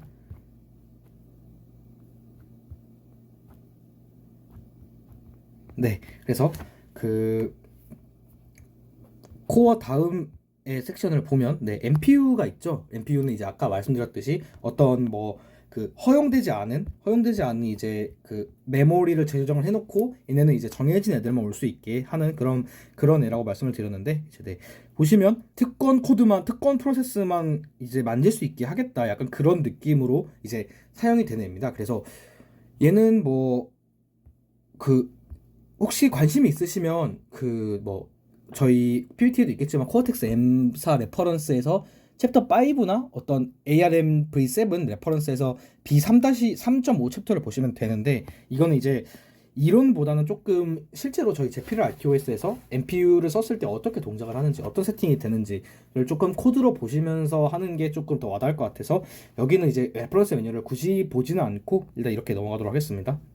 그 다음에 플래시 메모리가 칩셋 안에 인베드가 돼 있고요. 그 다음에 뭐 막 뱅크를 나눠서 할 수도 있고, 이렇게 프로그램을 이제 칩에 있는 프로그램을 이제 해킹해서 뺄 수 없게 이런 리드 프로텍션을 거는 기능도 있고요. 네, 막 여러 가지 부가 기능들이 많이 제공이 되고 뭐 아까 말했던 에러 정정 기능도 있고 그다음에 SRAM도 인베드가 돼 있는데 이제 이런 640KB짜리가 통이 아니고 이렇게 192KB, 64KB, 384KB 이렇게 세 개의 뱅크로 나눠져 있어서 하나가 일렬로 연결되어 있는 게 아니고 각자 좀 떨어져 있습니다. 아마 주소도 연속되어 있진 않아서 막 하나처럼 쓰지는 못할 거예요. 네. 그리고 아까 조금 봤었던 AHB 버스, 이게 이제 인터커넥트가 있어서 버스 매트릭가 있어서 이제 안에 그 내부 연결이 있어서 이제 그렇게 돼 있다 말씀을 드렸죠. 근데 이제 이 다이어그램을 보시면 동그라미로 연결이 돼 있는 게 있고 안 돼 있는 게 있어요. 그래서 여기서 유의할 점이 이제 i버스의 경우에는 이렇게 세 개만 있으니까 i 코드, 그다음에 SRAM SE, SRAM2, 그다음에 그 외부 메모리 같은 애들만 액세스를 할 수 있겠고, D버스의 경우는 이렇게만 있으니까 플래시, 디코드 플래시 아니면 SRAM, 그다음에 외부 메모리 이렇게만 돼 있고, 이 여기 주변 장치 영역들은 다 S버스, 시스템 버스였죠. 아까 S버스랑 이제 나머지 DMA 같은 또 주변 장치 간의 통신 이렇게만 되는 거니까 버스마다 이렇게 나눠져 있고, 이렇게 연결이 되지 않은 장치 간에는 통신을 할 수 없다. 뭐 이렇게 가다가 이렇게는 안 된다 그 말이죠. 그래서 네, 이렇게 나중에 이제 통신을 좀 구상을 하실 때 이런 식으로 연결돼 있으니까 제한이 있다라고 알고 계시면 되고요.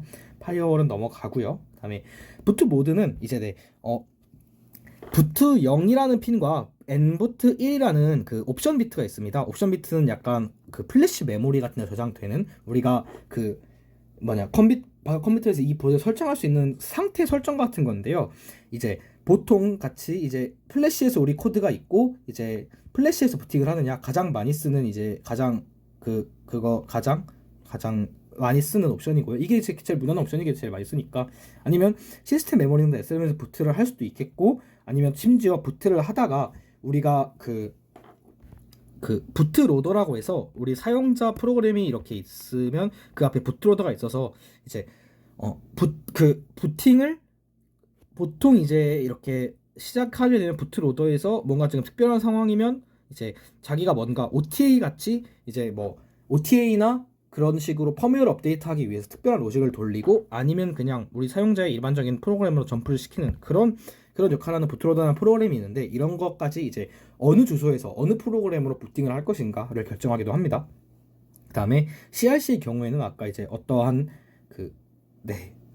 오류 정정이나 오류 검사를 위해서 그 정보의 약간 서명 특징을 조금 뽑아내는 거라고 말씀을 드렸는데, 막 엄청 중요한 장치는 아닙니다. 그 다음에 이 여러 가지 전원도 옵션이 있는데, 여러 가지 전원의 용어가 있어서 각각의 전원 용어마다 이제 그 해당하는 게 달라요. 일단 아까 맨 처음에 봤던 거는 1.71에서 3.6이라는 이제 그런 오퍼레이팅 볼테이지가 있었다고 했고요. 그 다음에 VDD는 모스펫의 경우에는 드레인, 게이트, 소스, 그 다음에 그 바이폴러 트랜지스터 같은 경우에는 에미터, 베이스, 컬렉터, 이런 식으로 이제 그 용어가 붙잖아요. 거기서 VDD는 그 드레인의 전압을 의미하는 겁니다. 근데 우리가 이제 직접 모스펫을 다루는 게 아니고 약간 관용적으로 쓰는 거죠. 칩셋에서는 플러스 전압이라고 이해를 하시면 돼요. 그래서 드레인 전압이지만 그냥 VDD 플러스 전압이라고 말을 할게요. 그래서 계속 보시면 일단 플러스 전압으로는 1.71에서 3.6V가 공급이 될 수 있는데, 이제 조금 이제 분리된 전원이 있는 거죠. 일단 이게 주 전원인 거죠. VDD가 주 전원인 거고, VDDA 어떤 아날로그 장치들에 대한 전원이 있는 거죠. 그래서 아날로그 ADC를 위한 전원, DAC를 위한 전원, 이런 애들을 이제 보통은 주 전원이랑 묶어서 공급을 하는데, 이제 별도의 노이즈 감쇄나 별도의 독립된 전원으로 이제 공급을 함으로써 아날로그 노이즈를 많이 줄이기 위해 별도로 놔둘 수도 있고요. 이제 2.4V VRF 버프 같은 어떤 레퍼런스 버퍼의 그런 애를 위한 전압도 따로 있고요. 그다음에 USB는 이제 VDD는 이 전압이지만, 이제 예를 들어서 우리가 VDD로 1.5, 1.8을 공급했을 때 USB는 쓰지 못하는 거죠. USB는 이런 VDD USB가 만족이 될 때만 이제 공급이 되는 거고, 그래서 주전원이랑 묶어서 쓴 게 아니고 따로 공급해서 낮게 쓰다가 얘만 높게 준다, 막 이런 식으로 좀 해야겠죠. 그다음에 GPIO에 해당되는 전원도 따로 나눠져 있고, 그다음에 여러 가지 아까 말씀드렸던 DSI 이런 주변 장치에 대한 전압도 따로 이제 빠져 있고요. 그다음에 VBET 배터리 전압도 따로 빼서 얘는 따로 어떤 아답터 말고 동전 전지 같은데 좀 물려놓으면 이제 시계를 공급을 시켜요. 그래서 시계의 시간을 계속 앞 날아가고 저장시킬 수 있는 그런 수단이 되는 거고요. 그다음에 네, 그 아날로그나 DAC를 위해서 V 레퍼런스라는 게 있어요. 그래서 얘네들이 이제 아날로그 디지털 측정을 할 때 어떤 전압을 기준으로 삼을지에 대한 얘기인데, 이건 이제 아날로그나 DAC를 직접 사용할 때 이제 조금 다루게 될 것 같아요. 그래서 일단 이렇게 독립된 전원 도메인이 있구나를 일단은 알아두시면 좋을 것 같아요. 그래서 네, 여기 그거에 대한 다이어그램이 간략하게 나와 있네요. 그래서 네, 이렇게 아날로그 도메인이 하나 있고 USB도 또 따로 사용하고, 네, 그다음에 IO 도메인이 있고 주전원 도메인이 이렇게 있겠죠. 그래서 우리는 보통 여기만 쓰게 되겠죠. 그래서 주전원 도메인이 있고, 보통은 이렇게 다 연결이 돼서 여기서 다 뽑아 나올 텐데 이제 이게 따로 갈 수도 있다. 그렇지만 네, 일단 이렇게 주 전원 도메인에서 대부분의 주변 장치들과 코어, 그다음에 플래시 도메인, 그다음에 이제 V100 경우에는 따로 이제 이렇게 백업이 필요한 애들의 경우에는 얘를 통해서 이 전원이 날아갔을 때 이제 얘가 공급이 돼서 정보를 살릴 수 있을 수 있다라고 이렇게 해서 이렇게 칩에도 여러 전원 도메인을 나눠서 선택지를 넓혀 놓은 거고요. 네, 이제 이거는 이게 시리즈별로 다른 건데 우리는 이 시리즈는 아니니까 넘어가도록 하겠습니다. 그 다음에 네, 약간 여기 이제 그 주석이 달려 있는데, 네, 뭐 이런 주의사항이 있어요. VDD가 1V 미만이면 이제 다른 사워 서플라이는 이제 반드시 뭐 이런 수치를 유지해야 한다. 네, 유지한다. 아니면 뭐 이런 1V 이상 조건인데는 뭐 이제 다 독립이 된다, 막 이런 조건. 그래서 혹시 나중에 도메인을 분리하실 거라면 좀 보시면 되고요. 그래서 네, 이렇게 좀 표로도 이제 쉽게 설명을 해놨네요. 뭐 오퍼레이팅 모드 실제로 동작할 수 있는 거, 나머지는 이제 네, 파워 온, 파워 다운. 그래서 네, 이런 식으로 또 이렇게 돼. 여기는 아예 동작할 수 없는 인발리드한 곳이다. 뭐 이런 식으로 나눠놨네요. 그래서 아까 네, 이 얘기랑 아까 이 얘기랑 일맥상통한 얘기인 것 같아요. 그래서 네, 파워 서플라이 관리자라고 해서 전원 공급 관리자가 있고, 이제 네, 전원이 낮을 때 어떤 데이터 오염 같은 걸 방지하기 위해서 브라운 아웃 리셋이란 게 있었죠. 그래서 네, 이런 거가 이제 전원이 예상치 못하게 죽어버렸을 때 예상치 못한 개런티되지 못한 동작을 방지하기 위해 있다고 했고요. 그다음에 네, 볼테지 레귤레이터, 전압을 조금 내려주는 정전압 장치가 들어가 있어서 어떤 이제 전압 모드에 따라 이제 핸들링이 되나 봐요. 근데 우리가 직접 아마 쓸 일은, 이거를 건들 일은 없습니다. 그래서 아까도 파워 모드가 여러 가지가 있다고 했는데, 이 각자 파워 모드에 따라서 이제 뭐가 켜지고 뭐 어떤 장치 쓸 수 있고 뭐 어떤 장치 쓸 수 없는지, 뭐 여기까지는 CPU가 살아 있는데 나머지부터는 CPU가 죽으니까 연산이 안 되는 거고, 이제 여기서는 뭐 SRAM은 어디까지 살아 있는지, 그러면 변수는 어디까지는 살아 있다가 어디부터 이제 변수가 죽는지, 그다음에 클럭 소스, 고주파로 가다가 언제부터 고주파 크리스탈이 죽고 이제 LSI라고 불리는 저주파 애들이 살아있는지, 이런 것도 이제 나중에 조금 저전력 어플리케이션을 따야 할 때 이런 거를 다 보시면서, 모드를 좀 보시면서 이제 여기까지 내려도 내 어플리케이션에 살겠다, 이런 이제 그걸로 조금 보시면 좋고요.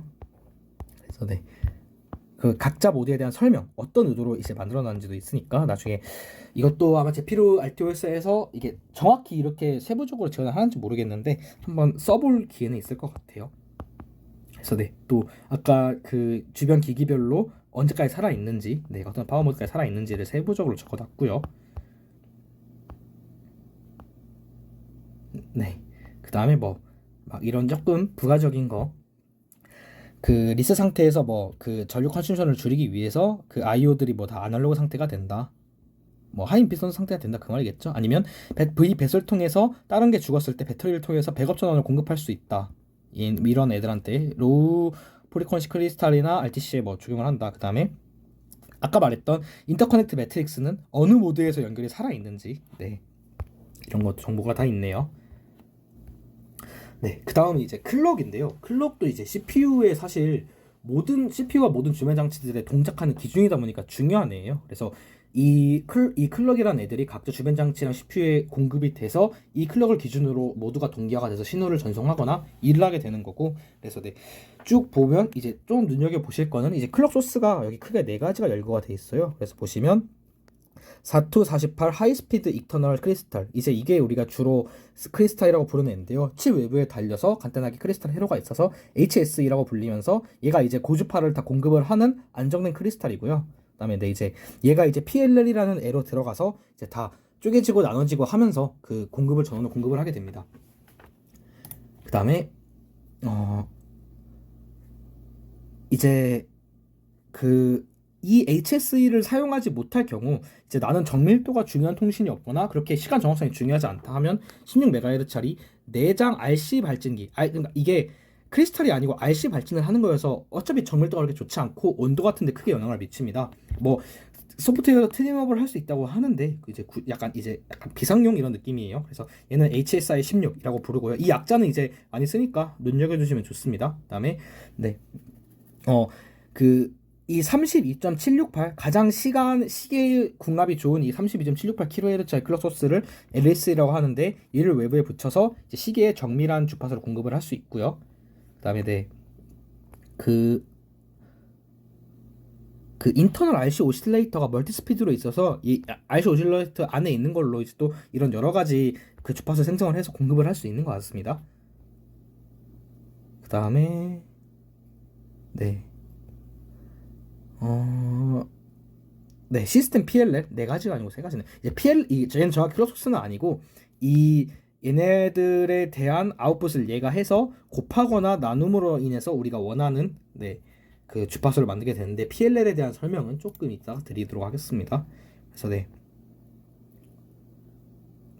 뭐 인터널 48MHz 클럭 소스가 또 따로 있어서 얘는 HSI 16이었는데 48은 또 이런 주변 장치들한테 공급되어 쓸 수 있고요. 그다음에 네, LSE, LSI 이 시계를 용으로 인터널 크리스탈가 다 준비가 돼 있고, 그래서 뭐 필요하면 써라. 네, 근데 얘는 이제 시계용은 아니고 불만 5% 정밀도다 보니까 인터널 와치독 같이 좀 비상용으로 쓰게 되고요. 뭐 여러 가지 주변 장치를 위한 클럭 소스들이 있고, 네, 그다음에 MCO, LSCO 같이 이제 클럭을 출력하거나 입력받는 그런 것도 따로 준비가 돼 있습니다. 그래서 네, 이제 이 클럭 트리가 또 여러분들이 많이 보실 거예요. 여러분들이 어떤 장치를 설계를 보드를 쓰시거나 이제 프로젝트를 하실 때 이 PLL이란 애에 몇 배를 곱하면 몇 배를 나눌 건지를 이제 설정을 하셔서 장치마다 다른 주파수가 요구가 될 텐데 그걸 공급을 해주셔야 되거든요. 그래서 우리가 아까 말했던 세 가지 소스 HSE, MSI, HSI 16인데 주로 HSE를 쓰실 거예요. 그러면 이제 보통 16MHz나 32MHz가 달리고요. 그러면 이제 이거를 기준으로 돌아가겠죠. 그럼 이제 얘가 이제 이 먹스 얘 중에 하나를 선택하는 애를 하는데, 우리는 주로 HS를 선택해서 얘가 이제 시스템 클럭이라는 이름으로 모든 주변 장치들에게 공급이 되겠죠. 그래서 보시면 얘가 이제 뭐 버스한테도 들어갈 거고, 네, 여러 가지 막 어디든지 많이 들어갈 거예요. 그래서 어디 많은 곳에 막 이렇게 공급이 되는 거죠.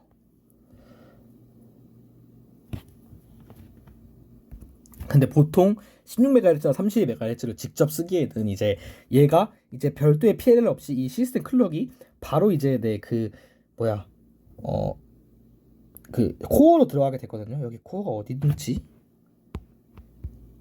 네, 이제 이 HCLK가 직접 시스템 프리쿼시, 그러니까 CPU로 들어가는 프리쿼시라 보면 되는데, 네, 이게 이제 코어로 들어가겠네요. 근데 이거를 HSE의 발진 주파수 그대로 넣기엔 좀 낮으니까 여기 보시면 한 가지가 더 있어요. 이게 이제 시스템 PL, 아까 PLA라고 하던 그 소스는 아니지만 뭔가 소스 같은 그건데, 여기 막 N배 이런 표시까지가 돼 있는 것 같진 않아요. 근데 이제 이런 주파수를 몇 배를 곱한 다음에 이렇게 PL 이게 선택돼서 이렇게 여기로 이렇게 쭉 들어가서 이제 곱하기 N배를 한 다음에 이걸 이제 적당하게 PQR 이런 거로 나눠서 뭐 80, 120 이런 걸로 나눠서 네, 만들면 됩니다. 그래서 그런 걸 2차적으로 좀 주파수를 배수를 시켜서 이렇게 다시 들어가서 CPU로 쓰게 되는 그런 거고요. 이제 또 여기서 또 이렇게 들어가지만 뭐 AHB 버스가 아까 CPU랑 그런 애들이 다 AHB 버스에 물려 있으니까 또 그게 또 CPU 클럭이랑 같이 들어간 게 맞겠죠. 그래서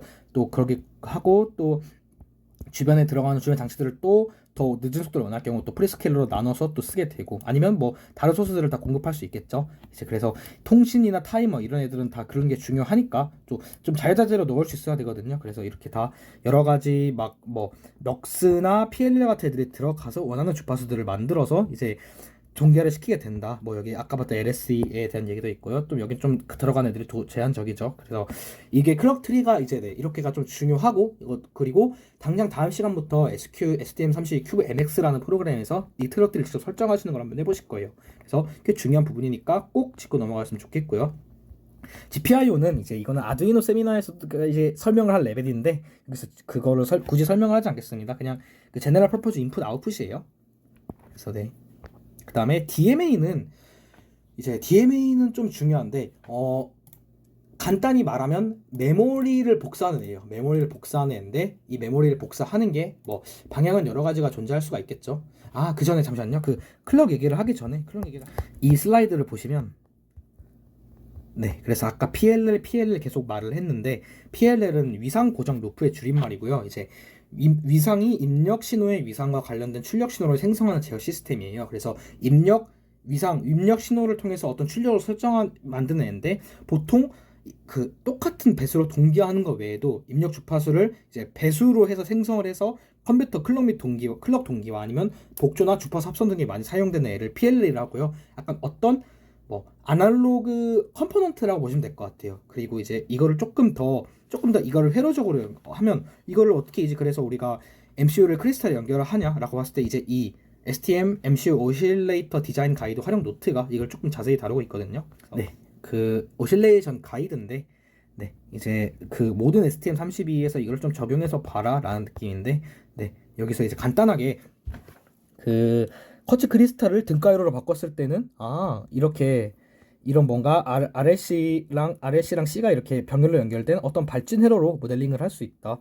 그래서 네, 막 뭐 이렇게 설명이 돼 있죠. 각자 요소에 따라서 뭐 모셔널 인덕터 캐패시터 레지스턴스 그다음에 뭐 션트 캐패시터 이런 식으로 하고 이랬을 때 임피던스를 이런 식으로 구해서 복잡하네요. 그래서 그 프리퀀시 도메인에서 임피던스가 어떻게 거동이 하는지 이런 거를 하고 이제 프리퀀시를 어떻게 계산을 해서 만들어낼 건지 네, 이제 네 시리 그 연속 공명 프리퀀시 막 언타이얼 레소넌트 프리퀀시 이게 제가 이걸 정확히 설명드릴 만큼 아날로그 지식은 많지 않아서 네 그냥 이런 식으로 계산을 해서 설계를 한다라고 이제 네 넘어가겠습니다. 그랬을 때 네 그 이제 STM32 프로세서에서는 이런 식으로 연결이 돼요. 거의 보통 이제 이렇게 X 크리스탈이 바로 이제 인아웃 단자에 바로 연결이 되고 뭐 이제 필요하다고 하면 여기 이제 조금 더 그 보정해주는 용도의 캐패시터가 붙게 되고요.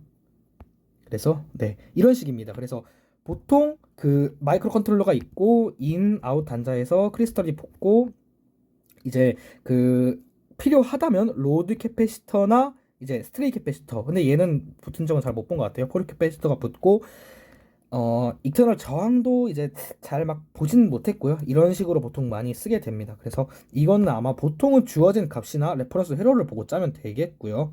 네, 그 아마 표 형태로도 제공을 할 거예요. 그래서 이걸 직접 계산하시기보다는 이런 식으로 구성이 되고 이제 정해진 표를 이렇게 쓰면 된다라고 보시면 되겠습니다.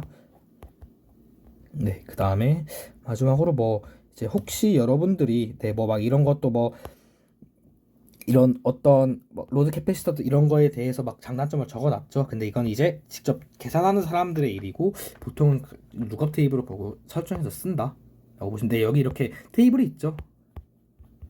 네, 그 다음에 마지막으로 이제 이건데 그래도 그 고주파수를 발진하는 회로다 보니까 이런 식으로 이제 여러분들이 직접 PCB를 떠야 한다고 했을 때 이런 식으로 디자인 가이드가 있어요. 그래서 혹시 뜨시게 될 일 있으면 이런 식으로 이제 크리스탈은 이렇게 유지를 해라 라는 이런 가이드는 좀 보면 좋겠죠. 네. 그래서 보고 이제 하실 일이 있으면 이렇게 뭐 막 GND 플레인을 격리를 하고 BR을 뚫고 뭐 이런 식으로 막 조금 네. 이런 거는 한번 알아두셨다가 나중에 필요할 때 보시라 라고 말씀을 드리고 싶습니다. 쭉쭉쭉 가면 네, DMA를 계속 설명을 드릴게요. DMA는 이제 네, 딱 봤을 때 한국어로 해석을 하면 직접 메모리 액세스잖아요. 이 직접이 뭔 뜻이냐면 CPU 대신에 직접 메모리를 액세스하겠다는 거예요. 보통은 이제 메모리가 있었을 때 이거를 뭐 복사를 한다고 치면 반드시 CPU가 매개를 해서 로드 명령으로 했다가 스토어 명령으로 메모리에 가든 어떤 주변 장치에 가든 이런 식으로 CPU가 썼어야 됐고, 이러면 이제 CPU의 클럭을 먹게 되는 거잖아요. CPU의 시간을 먹게 되니까 메모리가 복사하는 것조차가 일이 돼버린 거예요. 그래서 그러면 이거를 단순하게 복사를 하는 거면 CPU를 꼭 쓰지 말고 DMA라고 전용 메모리를 접근을 해서, 어차피 이제 이런 핸들링 자체 통신 핸들링 자체는 버스가 다 해주니까 AHB 버스가 다 해주니까 그러면 CPU 필요 없이 단순하게 그냥 우리가 CPU는 그냥 단순하게 어떤 범위나 양 이런 것만 설정을 해주면 이제 CPU는 그동안 다른 일을 하고 DMA라는 장치가 계속 복사를 해주면 되겠다 라고 해서 DMA가 두 개가 있습니다. 그래서 얘는 그래서 막 이렇게 스펙이 있는데 뭐 14개의 채널이 있어서 각자 막 액세스가 되고 막 여러 가지 막 그게 있는데 뭐 조금 눈여겨 보시면 되는 거는 이제 액세스 플래시, SRAM, APB, AHB 버스에 달려 있는 페리피어를 다 소스나 데스티네이션으로 쓸 수가 있고요. 그다음에 그 뭐 데이터 왔다 갔다 한 거를 다 막 이렇게 볼 수도 있고, 대표적으로 세 가지 유형을 지원해요. 주변 장치에서 메모리, 보통 SRAM이겠죠. 메모리에서 주변 장치, 그 다음에 주변 장치에서 주변 장치, 이 세 가지 타입의 전송 유형을 지원을 해서 여러분들이 정말 다양하게 쓸 수 있다. 뭐 보통 SD카드의 정보를 CPU 필요 없이 복사한다던가 그런 식으로 많이 씁니다. 그래서 나중에 이것도 이제 다뤄볼 일이 있을 테니까 꼭 이제 이것도 중요하게 넣어주시면 될 것 같고요. DMA MUX 넘어가고요. DMA 2D도 그래픽 관련 기능이라 넘어가겠습니다.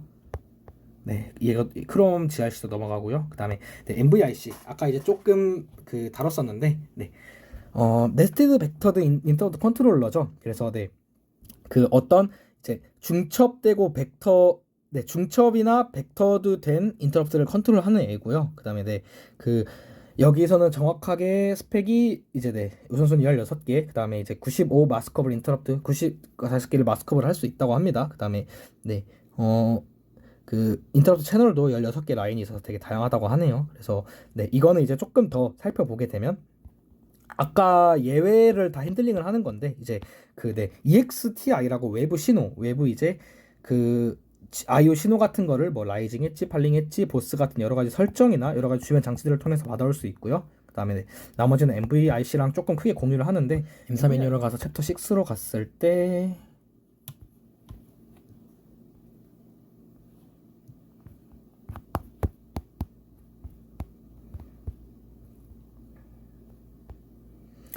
이거는 이제 이 M사 아키텍처의 맥시멈 수치겠죠. 240 인터러치 뭐 이런 거는. 그래서 프로세스 코어 인터럽트랑 밀접하게 연관이 돼서 이제 조금 뭐 좋은 말도 써놨어요. 지연 시간 없게 효율적인 처리를 가능하게 한다. 그래서 스택드 네스티드 인터럽트에 대한 뭐 그거 처리 능력이 있고, 뭐 이제 뭐 특권 모드에서도 완벽하게 다 그거를 인터럽트 쓸 수 있고 뭐 그렇다고 하네요. 그 다음에 뭐 로우 파워 모드, 그다음에 레벨 프로세스 인터럽트 이런 여러 가지 전문 지식들이 있고, 이제 이제 여러 가지 레지스터들이 나열이 되어 있는데, 이제 MVIC를 컨트롤하는 거, 그 다음에 어떤 인터럽트를 마스크 할 건지, 그 다음에 어떤 인터럽트를 이제 막 지우거나 펜딩 상태 막 이런 조금 상태를 보는 그런, 아니면 유선순위를 설정하는 이런 여러 가지 인터럽트를 통해서 우리가 인터럽트를 제어를 하게 돼요. 그러면 이제 MVIC는 이 레지스터를 보고 효과적으로 이제 그 인터럽트를 핸들링을 하겠죠. 그리고 조금 더 들어가서 MVIC가 B3-4 챕터에 약간 더 자세히 나와 있는데, 여기 한번 좀 더 다룰 만한 내용이 있는지 볼게요. B3-4.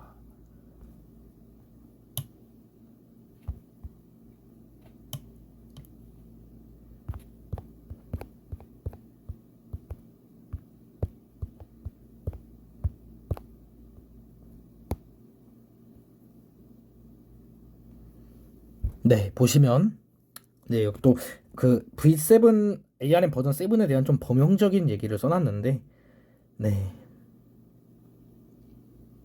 막 이거는 이제 막 더 엄청나게 뭐 좀 보시면 네, 그 뭐냐 활성되거나 비활성될 수 있다. 그다음에 네, 그런 거는 이제 그 뭐냐 set enable 아니면 clear enable 이런 레지스터들의 이게 결정이 되고요. 아까 봤던 레지스터들 얘기죠. 그다음에 뭐 여러 가지 제어가 가능하고 이제 그 레지스터들에 대한 역할 빼고는 막 이거를 더 뭐 설명을 드릴 만한 내용은 없는 것 같습니다. 이건 아까 봤던 레지스터들에 대한 내용이고 조금 더 자세한 걸 원하시면 네, 이제 레지스터들을 직접 다루시는 그런 자세한 거 원하시면 보시면 될 것 같은데 굳이 저희 세미나에서 다룰 내용은 없는 것 같아요. 네, 그다음에 그 이제 그 주변 장치 얘기가 있는데 ADC 이 주변 장치들은 다 이제 시간을 할애해서 볼 거예요. 그래서 이거는 그 후속 차시에서 더 자세하게 볼 거고, 그래서 아날로그 투 디지털 컨버터가 있고 안에 이제 온도 센서도 있고, 그 다음에 칩 안에 온도를 재겠죠. 그 다음에 네, 그 뭐 내장 볼티지 레퍼런스도 있고, 그 다음에 배터리 전압을 모니터하는 기능도 있고요. 반대로 소리 같은 걸 출력하기 위해서 디지털을 아날로그 신호로 바꾸는 DH도 있고, 그 다음에 네, 아까 말씀드렸던 아까 전원 도메인에서 봤던 그 볼테지 버퍼 레퍼런스도 있고, 그다음에 그 전압 비교기도 있고요. OPM도 내장이 돼 있고요. 그다음에 터치 센서 컨트롤러 또 다 포함이 돼 있고, 저희 프로세서에는 없는 LCD 컨트롤러나 카메라 DSI 컨트롤러 이런 애들도 다 적용이 돼 있고요. 그다음에 네, 트루 랜덤 넘버 제일레이터, 네, 난수 생성기, 그다음에 하드웨어 암호화 모듈, 해시 계산기, 타이머 조금 짚고 넘어가면요.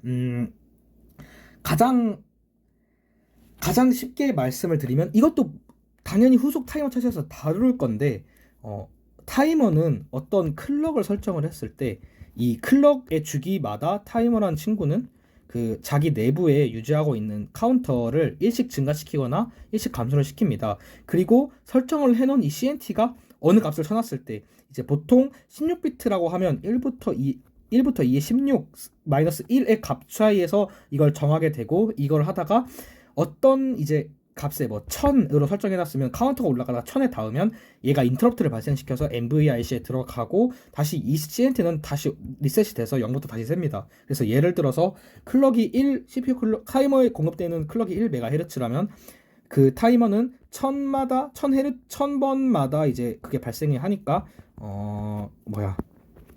10의 6승번의 1초인데 이거를 나누기 10의 3승이니까 10의 3승번 인터럽트가 발생하게 되겠네요. 그럼 뭐 이제 1000Hz의 주기로 어떤 함수를 실행해야 될 때 이런 식으로 인터럽트를 걸어서 실행하면 딱 정확한 시간 주기가 보장이 되겠죠. 그래서 저해상도, 고해상도, 저해상도 이런 식으로 엄청나게 다양한 모드를 지원을 한다. 그래서 네, 얘로 막 PWM을 생성하기도 하고요. 뭐 아니면 뭐 어떤 DMA에 연관돼서 뭘 쓰기도 하고요. 아니면 진짜 시간을 계수하는 용도로 쓰기도 하고 되게 다양한 용도로 쓰니까 나중에 이것도 그 RTOS가 어떻게 써지는지 네, 다양한 요소들의 타이머들이 있어요. 그래서 한번 다루도록 하겠습니다. 그 다음에 워치독이라고 하는 애는 그런 거죠.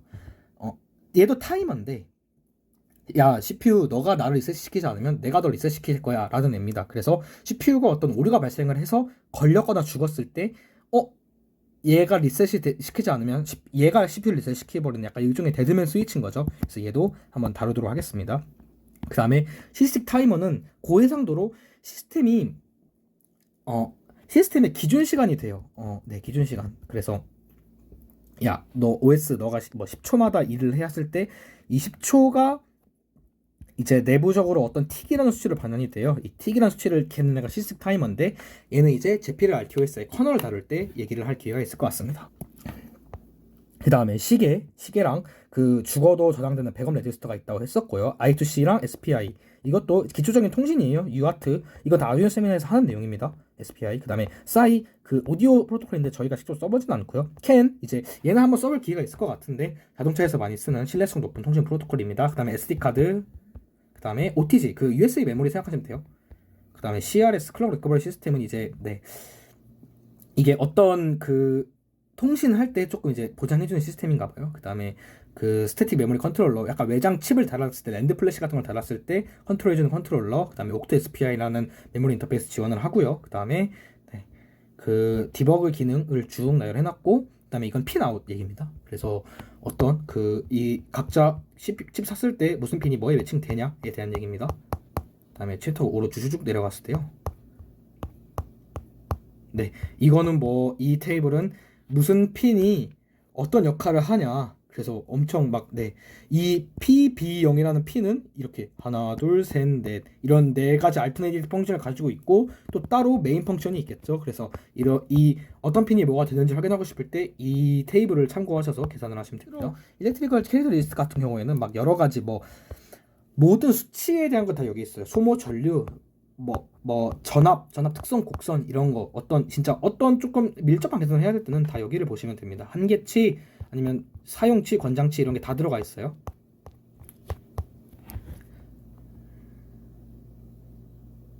네, 타이밍도, 그러니까 통신에 대한 타이밍 허용치 이런 것도 다 들어가 있고요. 네, 메모리 램은 레퍼런스 매뉴얼 0432를 보라고 하네요. 이게 이제 우리 그거 있으니까 이거 따로 보도록 하겠습니다.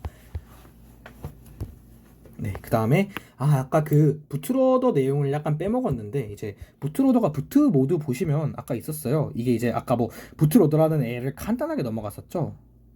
3-3.8인데 네, 이거에 대해 간단하게만 설명을 드리면, 네, 이제 굳이 우리가 USB를 보드에 연결하지 않고도 약간 스스로 그거를 이제 스스로 업로드할 수 있는, 아니면 인베디드 프로세서, 상대 인베디드 프로세서를 그거를 프로그래밍 한다던가 그런 모드인데, 이제 이거에 대한 내용은 네, STM32 부트로더 활용 노트, 모든 STM 프로세서에 대한 부트로더 사용법이 있는데, 이제 기본적으로 어떤 애를 하는지를 챕터 4에 보면 우리가 조금 얻어갈 수 있거든요. 네, 챕터 4를 잠시 우리가 참고를 했을 때, 네, 부트로더는 이제 부트로더는 그 어떤 패턴이 이제 그거 했을 때, 어떤 패턴이 만족이 됐을 때, 이제 테이블 2에만 해준 패턴을 만족했을 때 되겠다고 하는데, 보통 부트로더 핀에 어떤 값이 돼 있거나 아니면 부트로더 해당하는 옵션 비트가 어느 값을 만족할 때라고 보시면 됩니다. 그래서 어떤 핀을 보통 이제 만족할 때 그건데, 무슨 패턴인지는 이따 위에 우리 칩 번호 찾으면 무슨 패턴인지 확인되니까 그걸로 보시면 되고요. 그래서 네, 그래서 그거를 이런 조건 패턴으로 했을 때 했으면, 이제 그 부트로더는 이제 STM사가 만들어서 넣어놓은 건데, 이제 STM사가 그 굳이 그 막 CPU 아니 뭐 노트북에 그 개발 프로그램 없이도 이제 어떻게든 프로그램을 넣을 수 있게 그렇게 만들어 놓은 애입니다. 그래서 상세한 동작 로직은 여기를 가야겠네요. 간단하게 보면 이제 어떤 이런 조건들에 있어서, 이런 조건들이 있을 때 뭐 클럭은 뭐가 있고, 이제 이럴 때 이런 조건들을 좀 나열하고 있고, 부트로더가 어떤 통신 버스를 통해서 활성화될 수 있는지, 어떤 통신 버스를 통해서 데이터베이스를 주고받을 수 있는지에 대해 나열이 돼 있고요. 그래서 네, 이제 그냥 간단하게 동작 방식을 보면요, 시스템이 켜졌어, 리셋이 돼서 부트 패턴을 만족을 시켰어. 부트 패턴을 만족을 시켜서 예스. 네, 그러면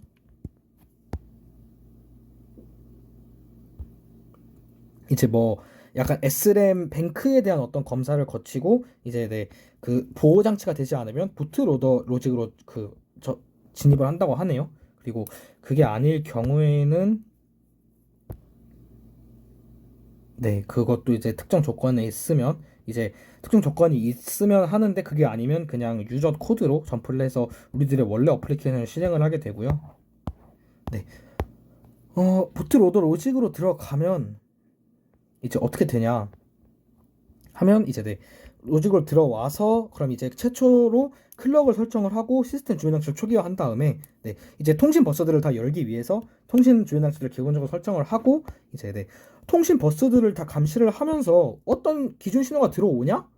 그래서 예스. 그래서 각자 뭔가가 들어와서 그럼 이제 프로그램이 시작이구나 하면 각자 통신 버스에 해당하는 그 로직으로 빠져서 이제 그 칩 프로그래밍을 시작을 하게 되고요. 아니면 그냥 네, 아무 일이 없으면 그냥 다시 대기를 하다가, 뭐가 없으면 그냥 네, 그냥 붙들어다 계속 돌고 있겠죠. 그래서 그런 느낌으로 네, 그 막 어플리케이션 코드에 뭐가 있던 외부 통신 버스를 통해서 CPU를 프로그래밍을 해서 OTA나 어떤 펌웨어 업데이트를 구현을 할 수 있다.